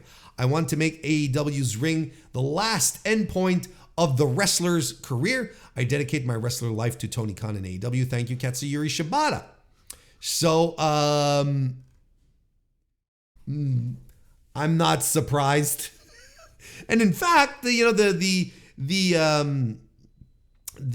New Japan, the NJPW Global account, basically, said, gave him a future endeavors. They said, "Thank you, good luck." What does it say? Wishing them the very best in the future. So amicable, peaceful. I'm not shocked in the slightest. I thought that he had been signed way before this, because he had basically done nothing in New Japan outside of the 3 exhibition matches that he had since his return in 2022. They didn't want to have him wrestle. Tony Khan apparently didn't have a problem with him wrestling, and he's like, okay, well, he gets thrown out of the LA dojo, and he's like, okay, well, let's just go. This is where I want to finish it off, and he's officially an AEW talent. But he had been an AEW talent for a while. It's kind of funny when you'd see him come out and they'd put out they put the New Japan logo on the Tonytron. I'm like, New Japan logo. Hey, come on, man, hit the bricks. What are we doing here? You know what I mean. So that's interesting. And honestly, look, he seems to be fitting in quite well. This is not 2012 Shibata. It's not 2013 Shibata. We're never going to have that man ever again. But nonetheless, I think he's been adapting very, very well. Mercedes Moné is no longer in talks with WWE. So, talks with AEW had fallen apart 2 weeks ago. Then, apparently she's not expected back into WWE, according to a Fightful Select report that says that WWE and Moné were no longer in negotiations regarding a return to the company. There was back and forth between the two that ultimately was friendly, but failed to progress, and WWE's side walked as a result of the stalemate. Fightful also said that another source in WWE believed Moné would be appearing elsewhere imminently. There's another source I believe told Dave Meltzer that, hey, you know the CM Punk thing? Yeah, keep that in mind. So whatever's happening right now is fine and dandy. Let's see how all this goes. But and then there was also a report that that got tossed out there that she had signed with AEW for a 5-year contract, and they even put a dollar figure on it. Something that is $5 million a year, 25 mil basically for 5 years. You know, we've heard that she might be looking to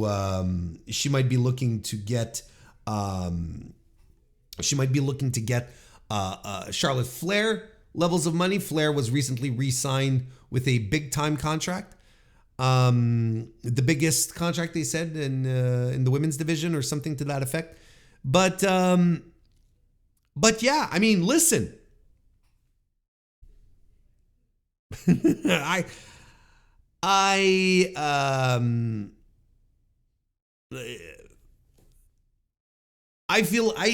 kind of feel like within the field right now, I even feel like $5 million a year is a little on the low side. Because I know in WWE there's even mid-carders who do 6 figures. So I find, look, it's a little shit. I don't know. Look, the $5 million a year was refuted. Like, no one is really sure. But yeah, apparently she's back into talks with AEW. I had even heard that there were people, but this happens at every pay-per-view, right? People in my hunt say, oh, I heard that Mercedes Moné might be showing up tonight. And I was like, oh, is she going to show up at World's End? She didn't. What about Wednesday? I don't know. But I don't think she's showing up at the Royal Rumble. How about that? Zelina Vega has also announced that she re-signed with the company. Multi-year agreement.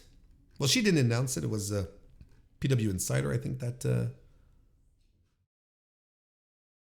That's fine.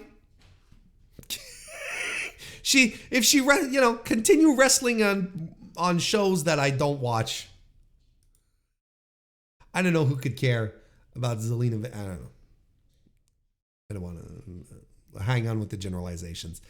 We also got a report in last week's Observer newsletter that Julia is leaning towards joining WWE when her Stardom contract expires in March. Dave basically said, let me read the thing here. Julia right now is seen as likely becoming here, the WWE, in 2024. Her contract expires with Stardom in March. She may not be coming in right away, but as of right now, she's leaning towards coming here, the WWE, in 2024. I mean, at this point, I think it's inevitable that she's coming to North America, and if she wants to do her little, she's seeing Kyrie, she's seeing Io doing their thing. Why would she bet on anything else? It's fine. What'll suck is that I'll never see Julia wrestle again. So I hope she enjoys her retirement.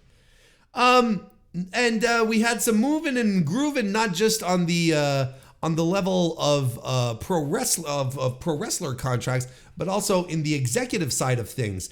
For instance, and this I think took everyone by surprise. I don't know if anyone who saw this coming, but Hiroshi Tanahashi has been named president and representative director of New Japan Pro Wrestling. On an announcement on their website last Friday, it was announced that Hiroshi Tanahashi had been appointed to the position following a meeting of New Japan's board of directors and shareholders. This is, let me pull up the statement here. Give me a quick second. There we go. He said the reason for personnel change is alterations to management structure.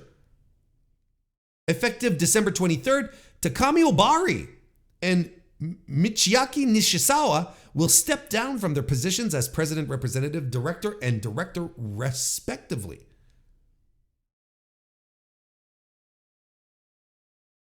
Hiroshi Tanahashi was born on November 3rd. I love this little blurb that they add in here. And I learned something. Listen to this. He was born in 1976. He's 2 years younger than me. In Ogaki City, Gifu. After graduating in law at Ritsumeikan University, Tanahashi joined New Japan in 1999 and debuted that October. He has a law degree. This man. That's tremendous stuff. So, you know, yeah, ace attorney indeed. So look, I don't think anyone saw this one coming. While it was happening, you know, I was, you know, just having a lot of fun with COVID and whatnot. And well, I hadn't tested myself at that point, to be fair, but I still wasn't feeling great. What am I trying to get at here? Oh yeah, the idea here is that I look. I have no idea how this is going to work out. I can only assume that one of the boys being in charge has got to feel good for the locker room, as opposed to having suits and, you know, guys who don't understand the business, which seems to have been the cycle over the past couple of leadership runs, right? We all, you know, Harold Mage, and oh boy, how'd that turn out? And then we had of course Takumi Obari, who, you know, it's been coming out a little bit that, you know, talent didn't necessarily see eye to eye, but we got to give Obari credit for steering New Japan through the pandemic and coming out, period. You know, it's like not unscathed, but coming out of there. That was not an easy time for any Japanese promotion, and particularly New Japan. So I mean, that's, you know, I think it would be irresponsible to just brush him away and be, oh, well, he didn't get along with the guys and so on. Doesn't matter. I think, look, he was at the helm to guide everything back to guide everything out of the pandemic back to live crowds. So, and he did so and maintained the integrity of the company that still exists today and continues. So good. That's good for him. You'll notice though, so, okay, before I get into that point, I have no idea how this is going to work. You know, it's not as if Tanahashi has a visible experience of managing any corporations, right? Of being the head of any company. Nothing that we can point to.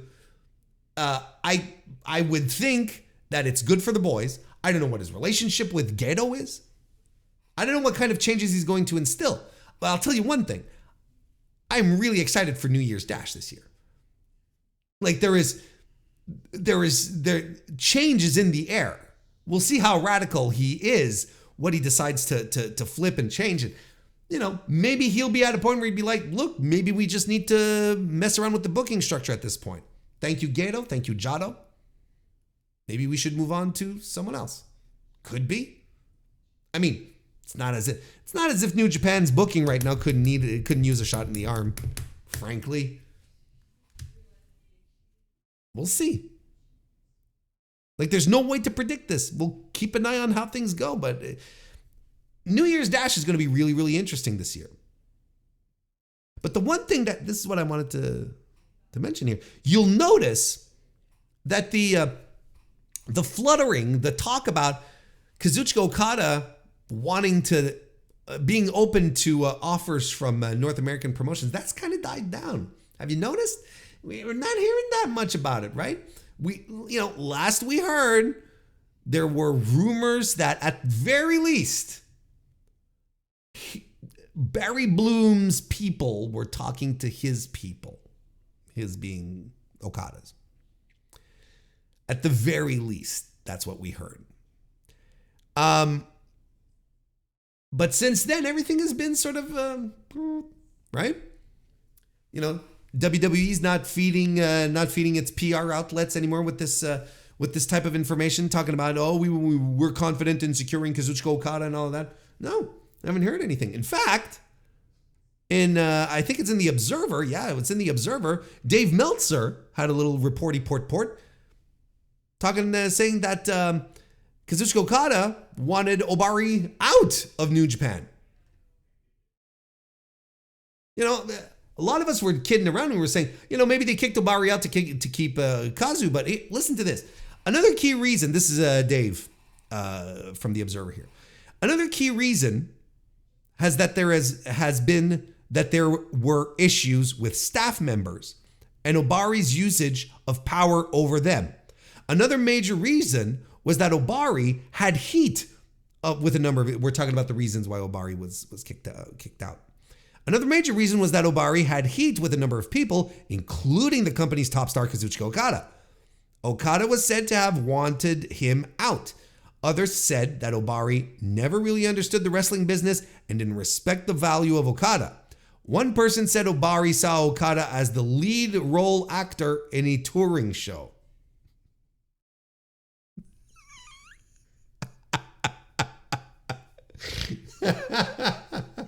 Yeah, he's the lead role. Okada's the lead role in Hamilton.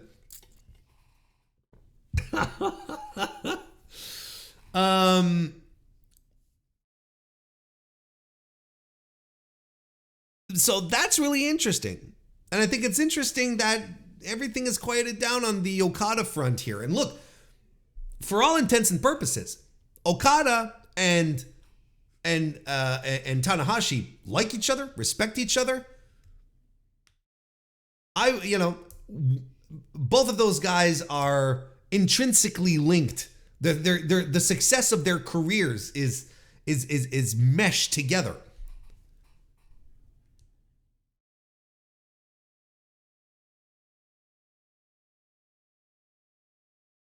A former New Japan Pro Wrestling staff member, by the way, had this to say. This was also in the Observer here. Depending on how successful Tanahashi as president will be, it could be one of the best business decisions made by Bushiroad about New Japan Pro Wrestling. Since 2013, all presidents were Bushiroad people, Tezuka and Harada, or people chosen by Bushiroad, Harold Meij and Obari. It was the way Bushiroad controlled New Japan Pro Wrestling, but they were all people with either a little or zero experience in the industry, so they couldn't be popular enough among the New Japan Pro Wrestling talents and employees. While it was one of the reasons why all of them didn't last long, Tanahashi has no such issues and should be meant for a long-term president as president that would give New Japan stable leadership. Though the power structure will remain the same, Tanahashi's regime should influence the power balance for the better in New Japan. Another former New Japan staffer offered the following. I think it's great. He's going to be a guy who changes how you do business. I know he sees New Japan as being the WWE of Japan, and he is young enough to enact changes and get New Japan out of the dark ages on how they do business. And there you go.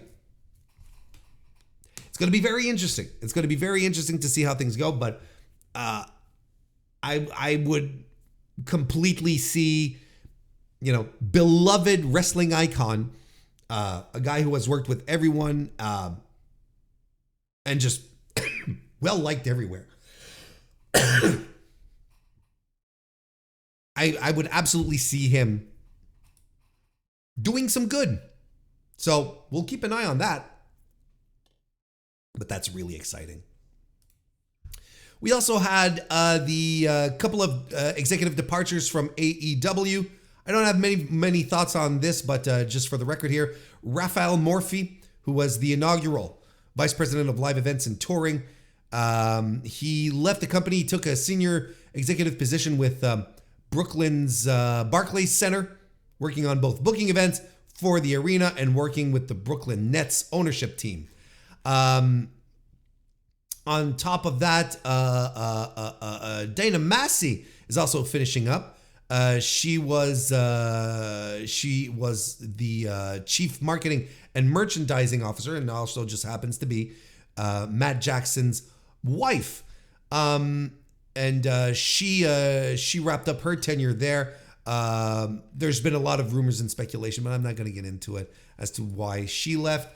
Again, she's one of the OGs, one of the first out the gate. Well, she was part of the composition, and Tony Khan at the World's End press conference also said, if Dana had not told Matt to pick up my call, there probably wouldn't be an AEW today. So she was a substantial part of the original 5 years of the company. And the big news, Kevin Dunn has left WWE after being in the company for 40 years. His exit was confirmed to company employees in an internal email sent on Monday, so earlier in the week. After 40 plus years of helping to build WWE and hands down the best production and media unit in the entire sports and entertainment business, Kevin Dunn will be leaving our company as of today. Before WrestleMania 1, Kevin joined Vince at WWF.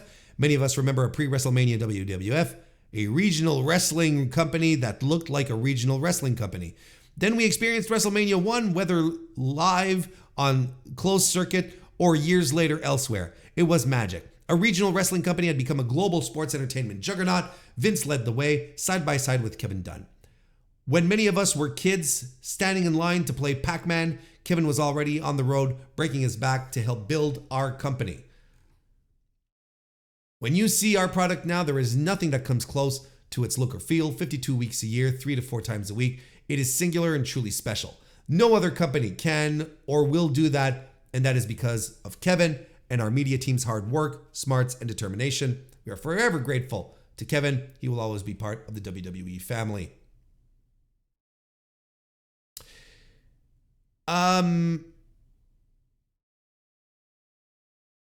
Meltzer had to say that he noted that Dunn's WWE departure is related to Vince McMahon losing power in the company, though. He wrote this in The Observer, I believe. I was told that this is Dave speaking, of course. I was told that this was known internally by a few, but not most. As people I heard from last night were surprised, and they knew maybe a few weeks at most, although the process goes back a couple of months. Jesus, Dave. And really has to do with Vince McMahon being out of power. Dunn has been in charge of production for decades and has 40 years with the company. He has answered to nobody but Vince, so this is part of the change with Endeavor in control. I know there was a lot of cheering and celebration and people going, yay, no more camera cuts. Listen, the guy's way of doing things has been ingrained in this company for 40 years, 4 decades. You can't this is not a ship that you can turn around easily and just flip around and all right, let's go. A brand new direction. We're not doing this anymore. I watched a bit of Raw last night. I saw some changes. People were losing their mind going, oh, they're not graying out the blood in the still shot here. I'm like, is this the big Kevin Dunn change? Is this it? Like, I don't expect sweeping changes, right? It doesn't make sense. But I agree. Look, Kevin Dunn leaving WWE, just like this article said, 40 years. Like, he is just as much a part of it as Vince was. We are in entirely new waters with this company. Not owned by a McMahon. No one who's been around from the start is around anymore. What, Bruce Pritchard? Maybe is the only other guy who has the longevity. Michael Hayes? Maybe. Who else has been around for that long? All of this old guard. And I'm going to tell you, I'm not against this idea. You know, the idea of having people of having finally different people in positions of power in these decision areas outside, not the same 5 to 6 dudes who have been making all these decisions for the past 4 decades. More people, fresh faces. I don't know. Again, I'm not expecting sweeping, sudden changes that'll turn the product around and make it palpable for people like myself. Again, but these are non-negligible changes that are happening. Just keep that in mind. It's time to wrap this up with the New Japan Pro Wrestling Wrestle Kingdom 18 preview. It's in a couple of days. If you're listening to this on Wednesday on demand, it's tomorrow. It's in a few hours, maybe even. If you're listening to it past, it's done. You'll be able to listen how well I previewed this or not. Happened in January 4th, 2023, 2024. I got this is gonna happen, right? It's inevitable. January 4th, 2024, at the Tokyo Dome, of course. Tickets have been selling well. I think they are going to do over 30,000 in attendance. And I'm saying selling. Let's go with distributing, right? Because there's the comps and whatnot. But I think they're going to be over 30K. I wouldn't be surprised if they announce over 30,000 people for the show, which would be good. It'd be the best attendance in quite a few years for Wrestle Kingdom. And that's good. But as far as the card goes, I'm like, this is, and yes, for those asking in the chat, yes, Wrestle Kingdom is still part of the New Japan World subscription, so it's not extra money. You just need your regular New Japan World subscription. By the way, if you're planning on watching this live, here's a word of advice that I would give you, because they launched a new app this year, right? A new app. New Japan World finally has an app, I should say. I would log in to your account and get into this, because they start up the stream like what, a quarter hour before before the show starts, before the actual, like I'm assuming they're starting with the Rambo on the pre-show, but they usually start the stream 10-15 minutes before the show actually starts. You know, you have the schedule, you know, they have this screen still with the schedule and whatnot. Jump on 10-15 minutes before the show starts, just in case, because I remember a couple of years ago, it hasn't been as bad, but a couple of years ago, we had a lot of trouble logging in to Wrestle Kingdom. Those of us watching live, and the year after, I had logged in earlier, and a lot of people were still having trouble logging in as they were connecting, you know, at start time. I took a little more, you know. It hasn't happened in a couple of years, but there's a new app. Expect some technical issues, I would say. I'd log in 10-15 minutes ahead if I were you. And go to the stream and hit start or play or whatever. Just because there's a new app. Just because. But the card itself. Okay, so we're going into the card. We're a far cry from the great Wrestle Kingdoms of the 2010s, aren't we? It's a very mixed bag for me. some interesting decisions, some good ones, some that we have to live with, some decisions we're hoping will be good. But I'm not convinced that this is going to be one of these classic Wrestle Kingdoms. I'm not feeling it. I don't feel the vibe is there. And as we go along, I think you'll see why. Let's start off here by talking about there'll probably be some dark matches. There'll probably be they'll probably have some of the young lions on a pre-show match, something like that. But we're gonna start here with the New Japan Rambo, which has been announced to determine who will challenge for the provisional King of Pro Wrestling 2024 championship.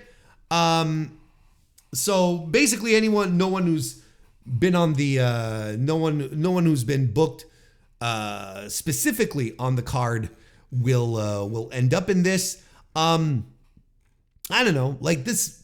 There's not much to talk about because this is usually the worst match of the card. Taichi is probably going to win here, like, of course, because he's the current champion. I don't know. I don't know. Because it's going to be 4 people, and then the 4 are going to have a 4-way at New Year's Dash the next day. Like, it's, something tailor-made for Warren Hayes to dislike. Taichi, Gabe Kidd, Toru Yano, Show. How about that? There's my 4. I don't want Gabe Kidd in there, but I want some spice too. The card will start kicking off, though, when the Bullet Club War Dogs, Clark Connors and Drilla Maloney, will be taking on Catch 2-2 for the IWGP Junior Heavyweight Tag Team Championship. Of course, it's the Bullet Club War Dogs who are the current champions. Catch 2-2, and I've been hammering this home to you all for a long time now. Catch 2-2 are one of the top 5 tag teams in the world. They are just tremendous. And the only thing I believe that is keeping them from really entering that consciousness for a lot of people is their output. Because there's been long strips this year where they haven't been wrestling as a team all that much. But they are tremendous. There's some fun history here as well within this situation here. Earlier this year, Drilla Maloney had come into New Japan. He was in the Best of Super Juniors, if I'm not mistaken, and he was brought in as a member of the United Empire, of which TJP and Francesco Akira, Catch 2-2, are a part of. Maloney turned on his on the duo, joining Clark Connors in Bullet Club, and then they won the junior tag titles. Was it at no, was it North America? No, it was at the Independence Day shows. And then Catch 2-2 won the Super Junior Tag League this year. Poof, full circle. So I mean, nice little storytelling here if you had been paying attention.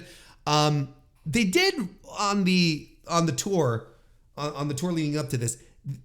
TJ, they did a casket match against the other War Dogs, Gabe Kidd and or was it? Look, they did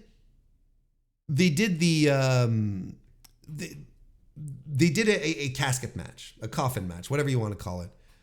And Catch 2-2 lost. They were buried into the coffins, which everyone found strange because they're going into Wrestle Kingdom as challengers, so it seemed a little weird.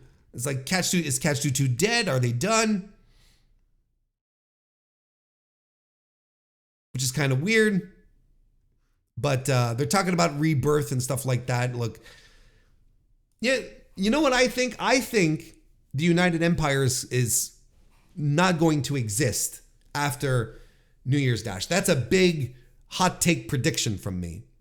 But I think the whole unit is going to fall apart. I think, Will is off doing his thing. Fletcher has aligned himself with someone else. Who's left? Great O'Khan, Cobb. It's all coming apart. There will be no United Empire moving forward. There's going to be something else. And whatever Catch 22 have planned with this coffin bullshit, it's going to come out of that. Because don't forget, TJP is, he's one of these emo weirdos. So he's got something spooky up his sleeve, I'm sure. But listen, I think Catch 22 are going to win the titles. I think they should, because they're tremendous, and they really reinvigorated the division when they held the championships last year. When I say last year, I mean 2022. I'm excited. For the match. It should be great. Then Zack Sabre Jr. will be defending the New Japan World TV Championship against President Hiroshi Tanahashi. Zack Sabre Jr. said, if I defeat the president, I should be the prime minister of New Japan. All right, let's go. My wish for 2024 is that we stop talking about how the New Japan TV title, New Japan World TV title, should be,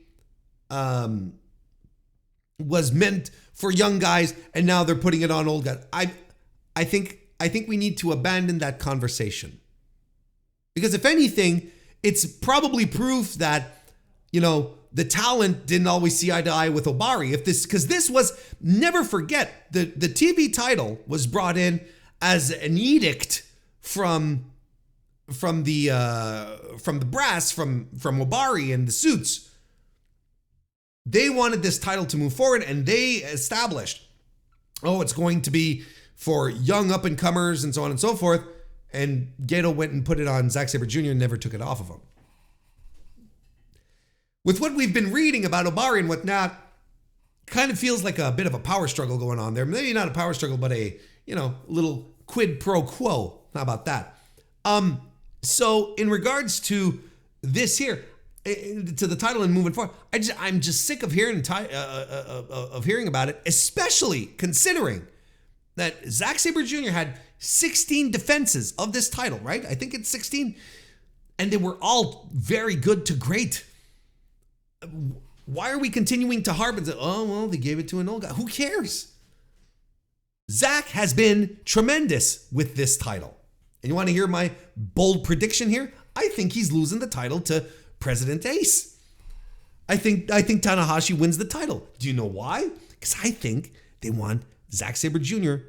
To move on to bigger and better things. I think there might be a world championship run in his near future.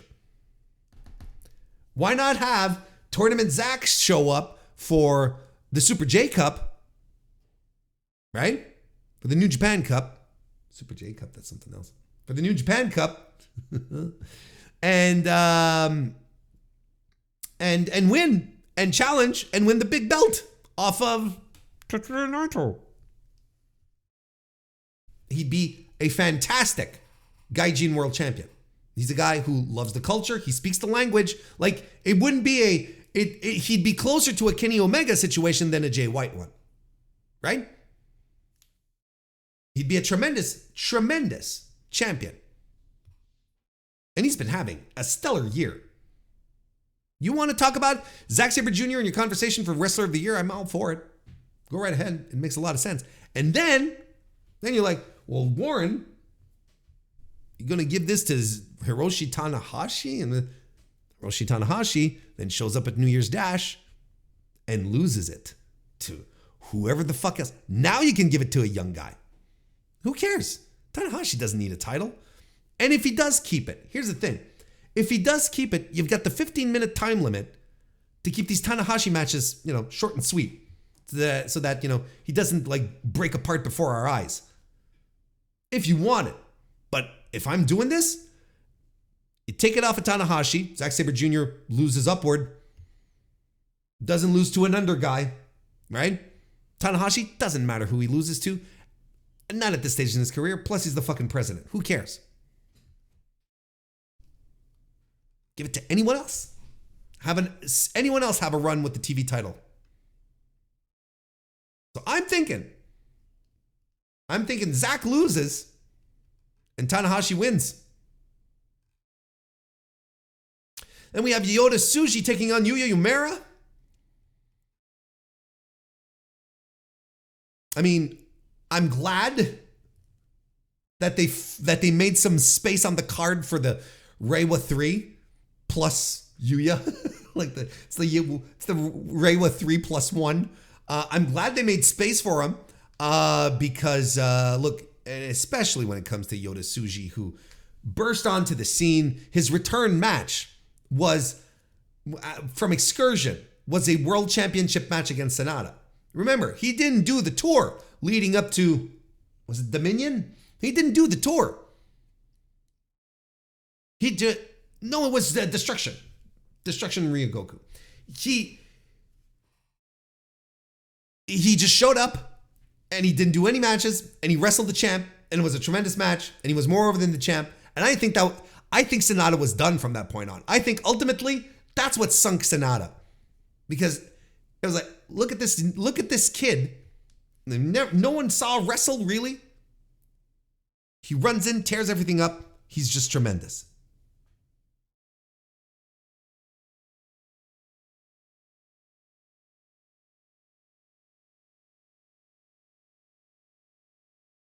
And Yuya, if you enjoyed the Mr. Warren Hayes show here, you've probably noticed that I haven't been talking much New Japan over the course of the fall, because I thought this fall for New Japan was very tedious. I thought it was very dry, and Yuya has to come back in this very stale environment. If he had come back a couple of months previous, I think we'd be having a whole other Yuya. I still think he has tremendous upside. I think he's one of the pillars of the future of New Japan. And this match is going to rule. And here's the thing. This match is one that is establishing one of these long-term story matches for these two guys who are destined to be, in my opinion, in the way things are being shaped, destined to be long-term rivals. This is history in the making before our eyes here. I still think Yota wins. Yota Tsuji. Huge Suge. And we have a tag team match where the House of Torture, represented by Evil and Ren Narita,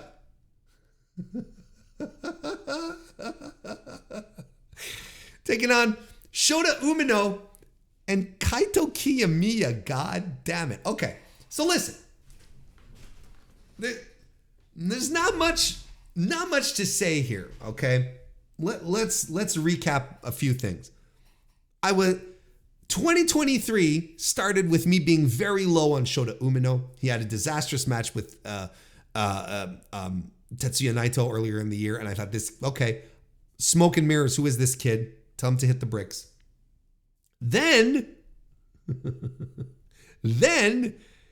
he completely reverses steam and he wins me over, and he's tremendous.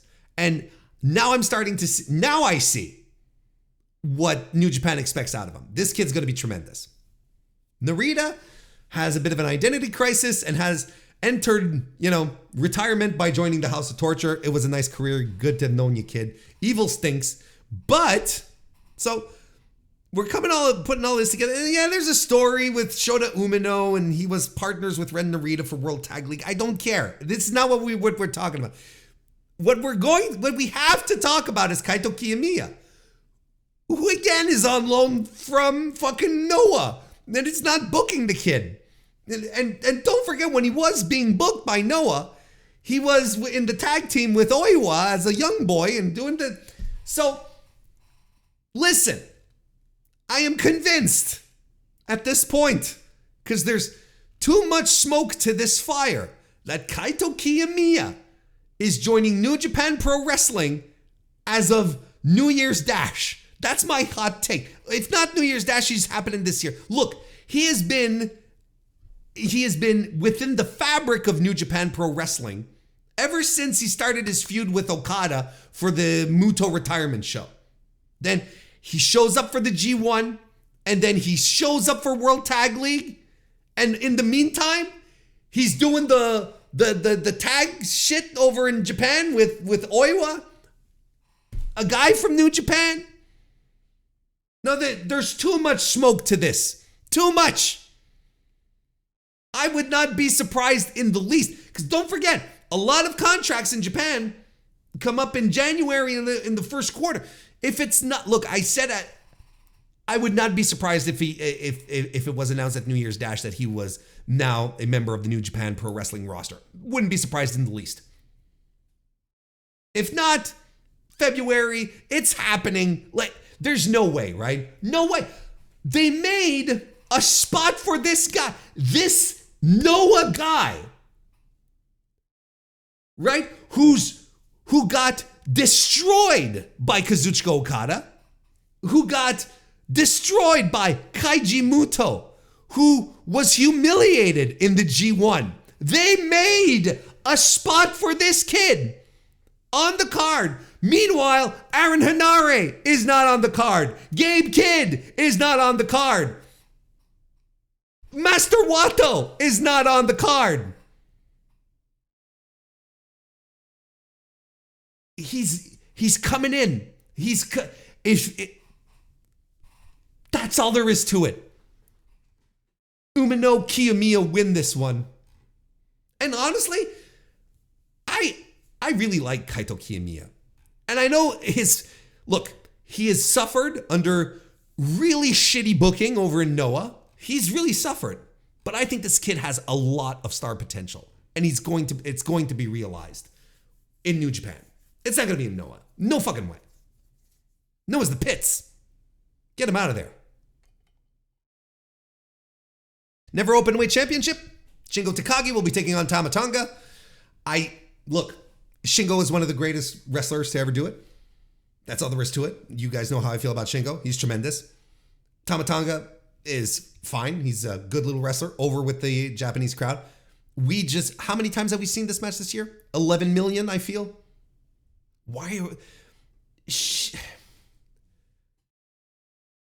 I want something real and substantial and fun and fresh and new for Shingo. That's what I want. Because listen, I want him to retain. I want him to retain because otherwise what?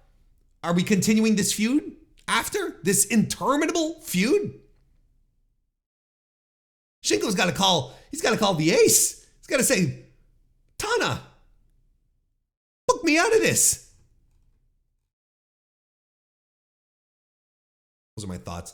The IWGP and Strong Tag Team Championships will both be on the line. Winner takes all. Bishamon will be taking on the Gorillas of Destiny duo of Hikuleo and El Fantasmo. I didn't see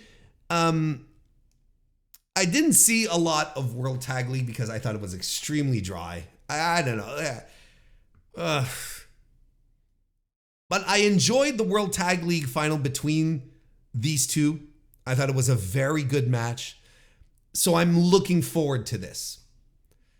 And my 2024 wish for El Fantasmo is that they lose the Strong titles, he and Hikuleo, and El Fantasmo can go off and do great singles things. That's what I'm looking forward to. Goto, Yoshihashi, they're as legitimate a tag team that New Japan has ever had. And they've established dominance. They've established that they're cohesive, that they make sense, that they're a team. They feel like partners. You know, sometimes you just throw guys together and there's a lot of that. But, I don't think there's been a tag team that feels like the center of the tag team division. It's been a while since we've had one like that. Maybe goes back to the Gorillas of Destiny, right? Tama Tonga, Tongaloa is what I'm talking about, right? I'm looking forward to this. Honestly, Bishamon should win it all. And Bring them to North America. Let them do things with the strong titles. Just let them go. It's fantastic. The match I'm most looking forward to on this card is Hiromu Takahashi versus El Desperado for the IWGP Junior Heavyweight Championship. Their 2020 match was one of the greatest junior matches of all time. It was one of my favorite matches that year. And it was in front of no one. It was dead. I want them to tear it up like they did in front of a crowd, and I have no doubt that they'll be able to do it. The aftermath here is what's curious, right? It's, I think Hiromu is going to retain. This is what I think might happen. Hiromu retains, right? And continues down his legendary run with the title. I think this is what they want to do. They want to give him like the penultimate title run with the junior title, and just have him continuously beat guys and being more than the ace of the division, being like the representative, the guy. Because frankly, sometimes I wonder if El Desperado is not just going to bump up the heavyweight. I think he's kind of critical to the division. But I don't know. I wouldn't be surprised. I mean, he's been doing a lot of, he likes his death matches. He likes the hardcore stuff. I don't know. I feel like Hiromu's going to retain, but I'm really excited for that match. Here's a match that I should have been excited for. Will Ospreay versus Jon Moxley versus Dave Finlay, which there's the reason. There's the third wheel. There's the chaperone making sure that Will and Moxley won't make out. They're going to be wrestling for the inaugural Global Heavyweight Championship, right? Because Dave Finlay destroyed everything with his Harley Quinn mallet. I think everyone is kind of in agreement here that Dave Finlay has been inserted into this match to take a pin. I think everyone is in agreement here that we would have preferred to see Mox and Will one-on-one. But with the news that Will Ospreay has been signed to AEW, probably TK gave Gato a little call and was like, yeah, I'm going to kind of save the singles match on my end. And Gato said, sure. So we'll throw in Dave Finlay here, who really sticks out like a sore thumb in this one. And as excited as I was for Dave Finlay's push and for him to be elevated to Bullet Club leader, and I was really excited to see what he was going to do, it turned out so fucking flat, like legitimately flat. And I'm not stoked for this. And he's going to be in the ring with two tremendous pro wrestlers. Will Ospreay, probably the best doing it right now. Jon Moxley, a juggernaut of pro wrestling, and Dave Finlay.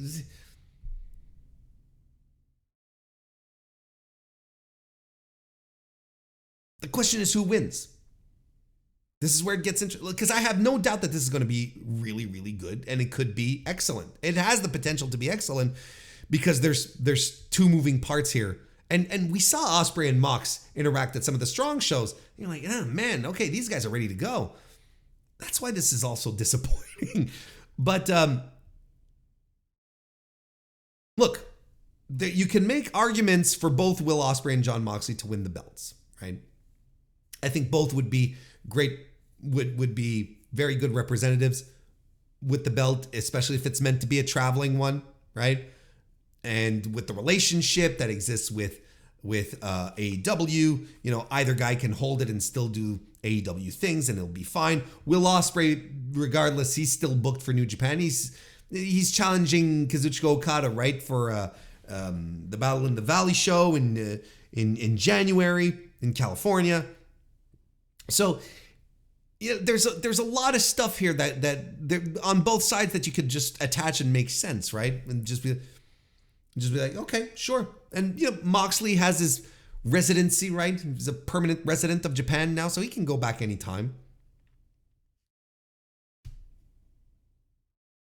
Or, but ultimately the decision that you're making here is that you're putting the title on a guy who will not be wrestling for you full time, which would be weird. Unless they give it to Will, and Will, before he officially leaves for AEW, drops it to whoever, which is possible as well, right? It's not a goofy scenario. Anyway, let's put it that way.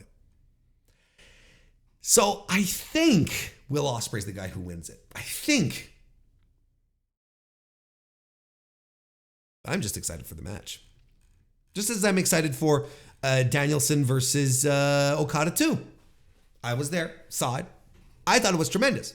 I know a lot of people were disappointed by it. I wasn't. But I think that they are going to turn it up here. And I think whatever disappointments maybe some people had with the Forbidden Door match, they're not going to exist here. And, I think Danielson's not kidding when he says, my last year wrestling full time, so on and so forth. And this is a bucket list moment for him to wrestle in the Dome. They're going to do something special. And I'm excited for it. Regardless of how, people are trying to bring down whatever happened at Forbidden Door, I thought it was a great match. And I think this one has the potential to be better. Okada gets his win back. And we're all going to enjoy. Yeah, is New Japan blowing their budget for the final countdown? I don't know. The rights fees are different in the in Japan, so maybe it's not that expensive. And finally, the main event. IWGP World Heavyweight Champion Sanada will be defending his title against Tetsuya Naito. Look, I am very much on the Sanada is not a good champion wagon. He's been dry as drywall. That's very dry, actually. Dull as drywall. I don't even think he likes it. I don't even think he enjoys being in the spotlight. I think he doesn't want it. I don't think he wants the pressure. They tried something out. I'm surprised that he held it that long. I was lobbying. Fuck. I wanted something interesting so bad to happen that I was lobbying for Sanada to drop the title to Evil so that Naito would fight Evil at the Dome and, just something different. This is the culmination of the story of, Sanada going through his former LIJ friends. Or the stable, because Yota Tsuji's not his friend, but he's an LIJ guy. And the story of Naito. Perennial underdog, underappreciated, beloved by fans, hated by the company. The ingobernable, the ungovernable one. He represents that spirit. We want the roll call in the Dome. Is it going to happen? I think so. Naito's years are catching up with him. We keep talking about Tanahashi, but Naito's body falling apart at the seams as well. Like, none of it is great. None of it is great. It's the last chance. It's the last opportunity. One final hurrah. And you can have him drop the title at any time at this point. Afterwards, you could drop it at New Beginning. It doesn't matter. What people want, what the fans want, and myself included, is the roll call. It's one more Naito run with the World Championship. It's the roll call in the Dome. Then after, you do whatever the hell you want. But get this belt off Sanada. This was a bad experiment. Whatever this experiment was, it didn't work. I'm not excited. I'm excited for the finish of this match as opposed to the match itself. If that makes sense. Tetsuya Naito should win. Has to win. What are we doing here otherwise?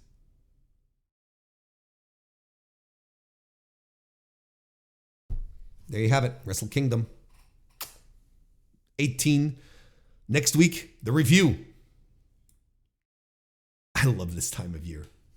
And there's so much wrestling on top of that as well that I have to catch up on. I have to get to. There's so much stuff.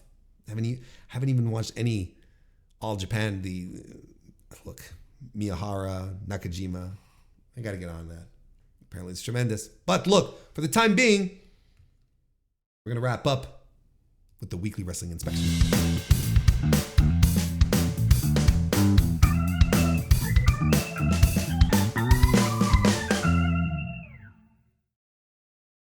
There you have it, folks, ladies and gentlemen, boys and girls, and everyone in between, guys, gals, non-binary pals. It is time to wrap up this edition of the Mr. Warren Hayes Show. If you're watching on YouTube, whether it's live or on demand, thank you very much. Consider leaving a like. Consider subscribing if this is your first time here as well, because I also do Dynamite reviews. I do Collision reviews. There's a lot of good stuff happening here. So just subscribe, and it would be tremendous. It would be a nice way to start off the new year. How about that? If you're listening to this on your favorite podcast application, thank you again.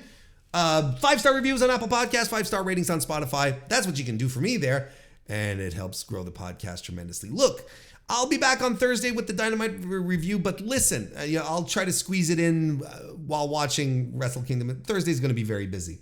But listen, thank you all very much. Thank you for sticking by. Thank you for sticking with me throughout another year, the year 2023. Hope you do so for 2024 as well. I think it's an upward trajectory, but I do appreciate each and every single one of you who take the time out of their days to let me ramble on about pro wrestling for way too long in a day. But I appreciate it nonetheless. Other than all of that, I think that's pretty good. That's pretty much it. Thank you all so very much for being here. Have a great rest of your week, and I'll see you next time.